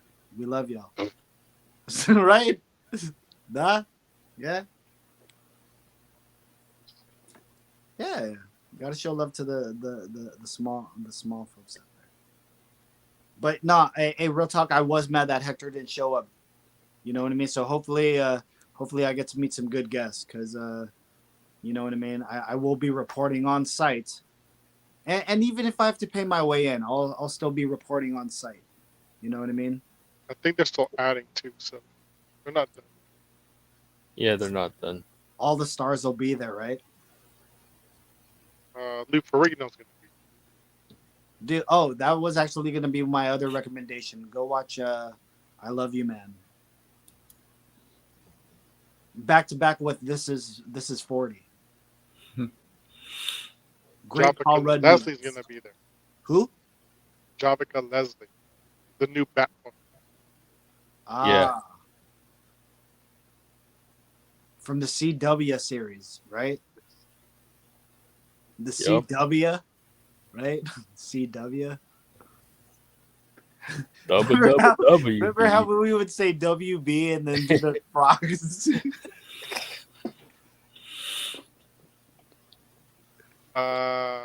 Astronaut Katie Coleman's gonna be. Ooh, like is she a real astronaut? Yes, She been to the moon? from NASA. She's been in orbit. She'd be on the space station. All I right, think. fine. That counts, huh? That counts, right? Because Tyrese and Luda went to orbit, right? So that counts. Tyrese. Yo, sorry. Spoiler alert. Spoiler alert. Sorry. Jason, sorry. Spoiler alert, dude. Sorry. I'm still gonna watch it. I just think that's hella funny. Tyrese and Luda in space. Sorry. That's like a. They didn't even make that yet. Machete in space. Still waiting for that. I'm I'm still waiting for that movie. Didn't they kind of wait? No, was that no? Or no? I'm thinking of like Shark Boy and Lava. I'm probably thinking one of those movies. Is it one of those in space? Because that's where Machete's from, right? Shark Boy and Lava Girl or whatever. Thanks, I forget. Yeah, that's like Robert Rodriguez. Fucking that's his Yeah, friend. it's his franchise. Yeah. Okay, fine. She's a real astronaut. Okay, or yeah, she went to space. But also Tyrese and Ludacris are also real astronauts because they went to space.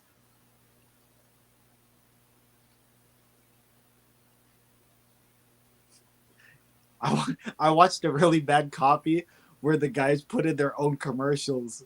So you can skip through it. You can skip through their ads. You know what I mean? But they intentionally put it in. Hey, It was watchable though, but still, they put their own. I was like, oh dang, is this a? It was like an African bootleg. It was crazy. dude, we could have our own panel. Can we? How much is a panel? Speaker and panel submission.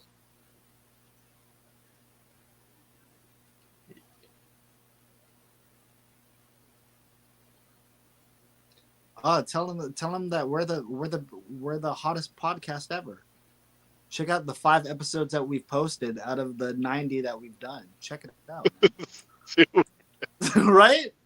That's kind of that's So the credentials, categories the categories are comics, Nice. cosplay, film and television, future of science and technology, Greek culture, fandom, makers workshops, robotics, screening, space exploration, spotlight sensation, and writing and publishing.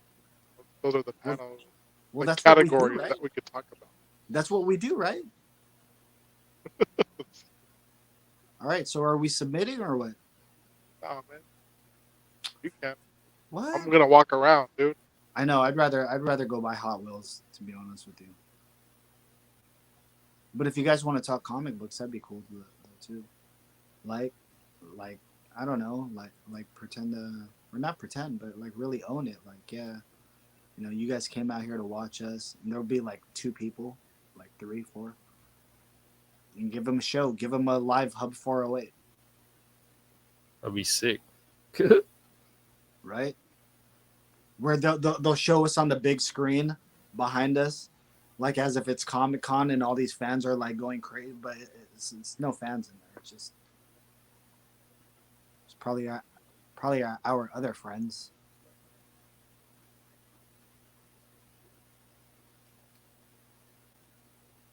I gotta work. I'm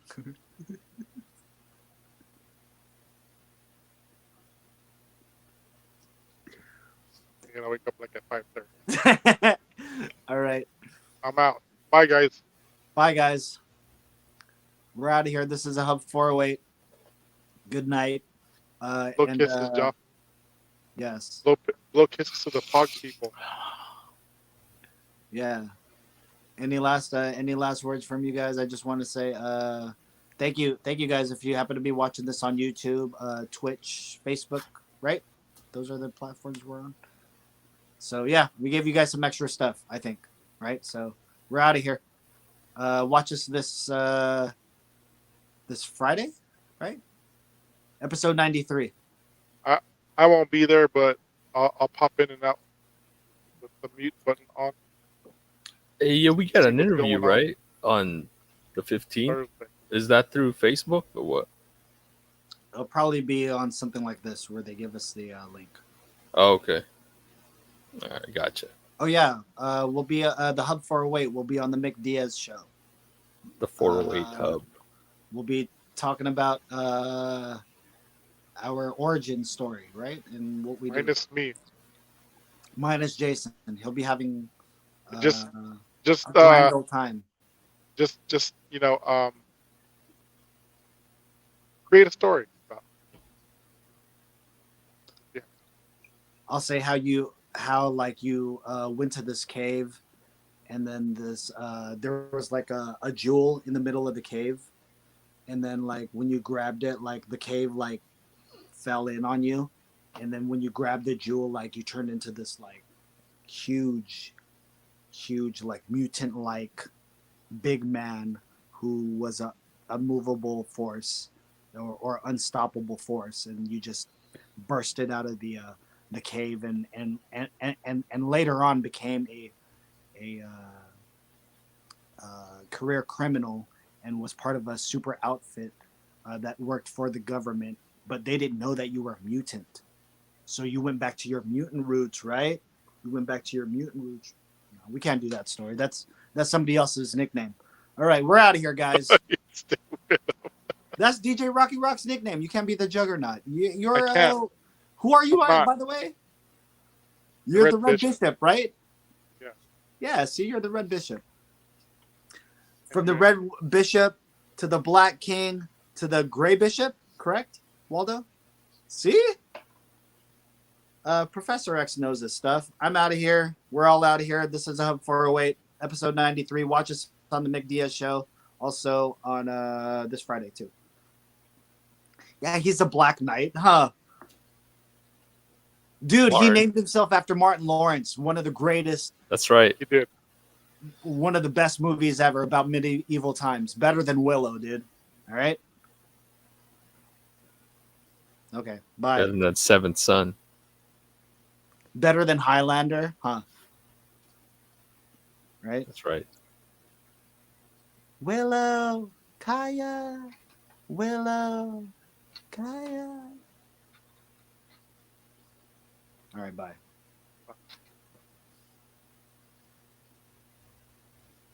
It's so hard to say goodbye to yesterday. I'm going to exit. Bye. Bye. Let's just leave him the screen.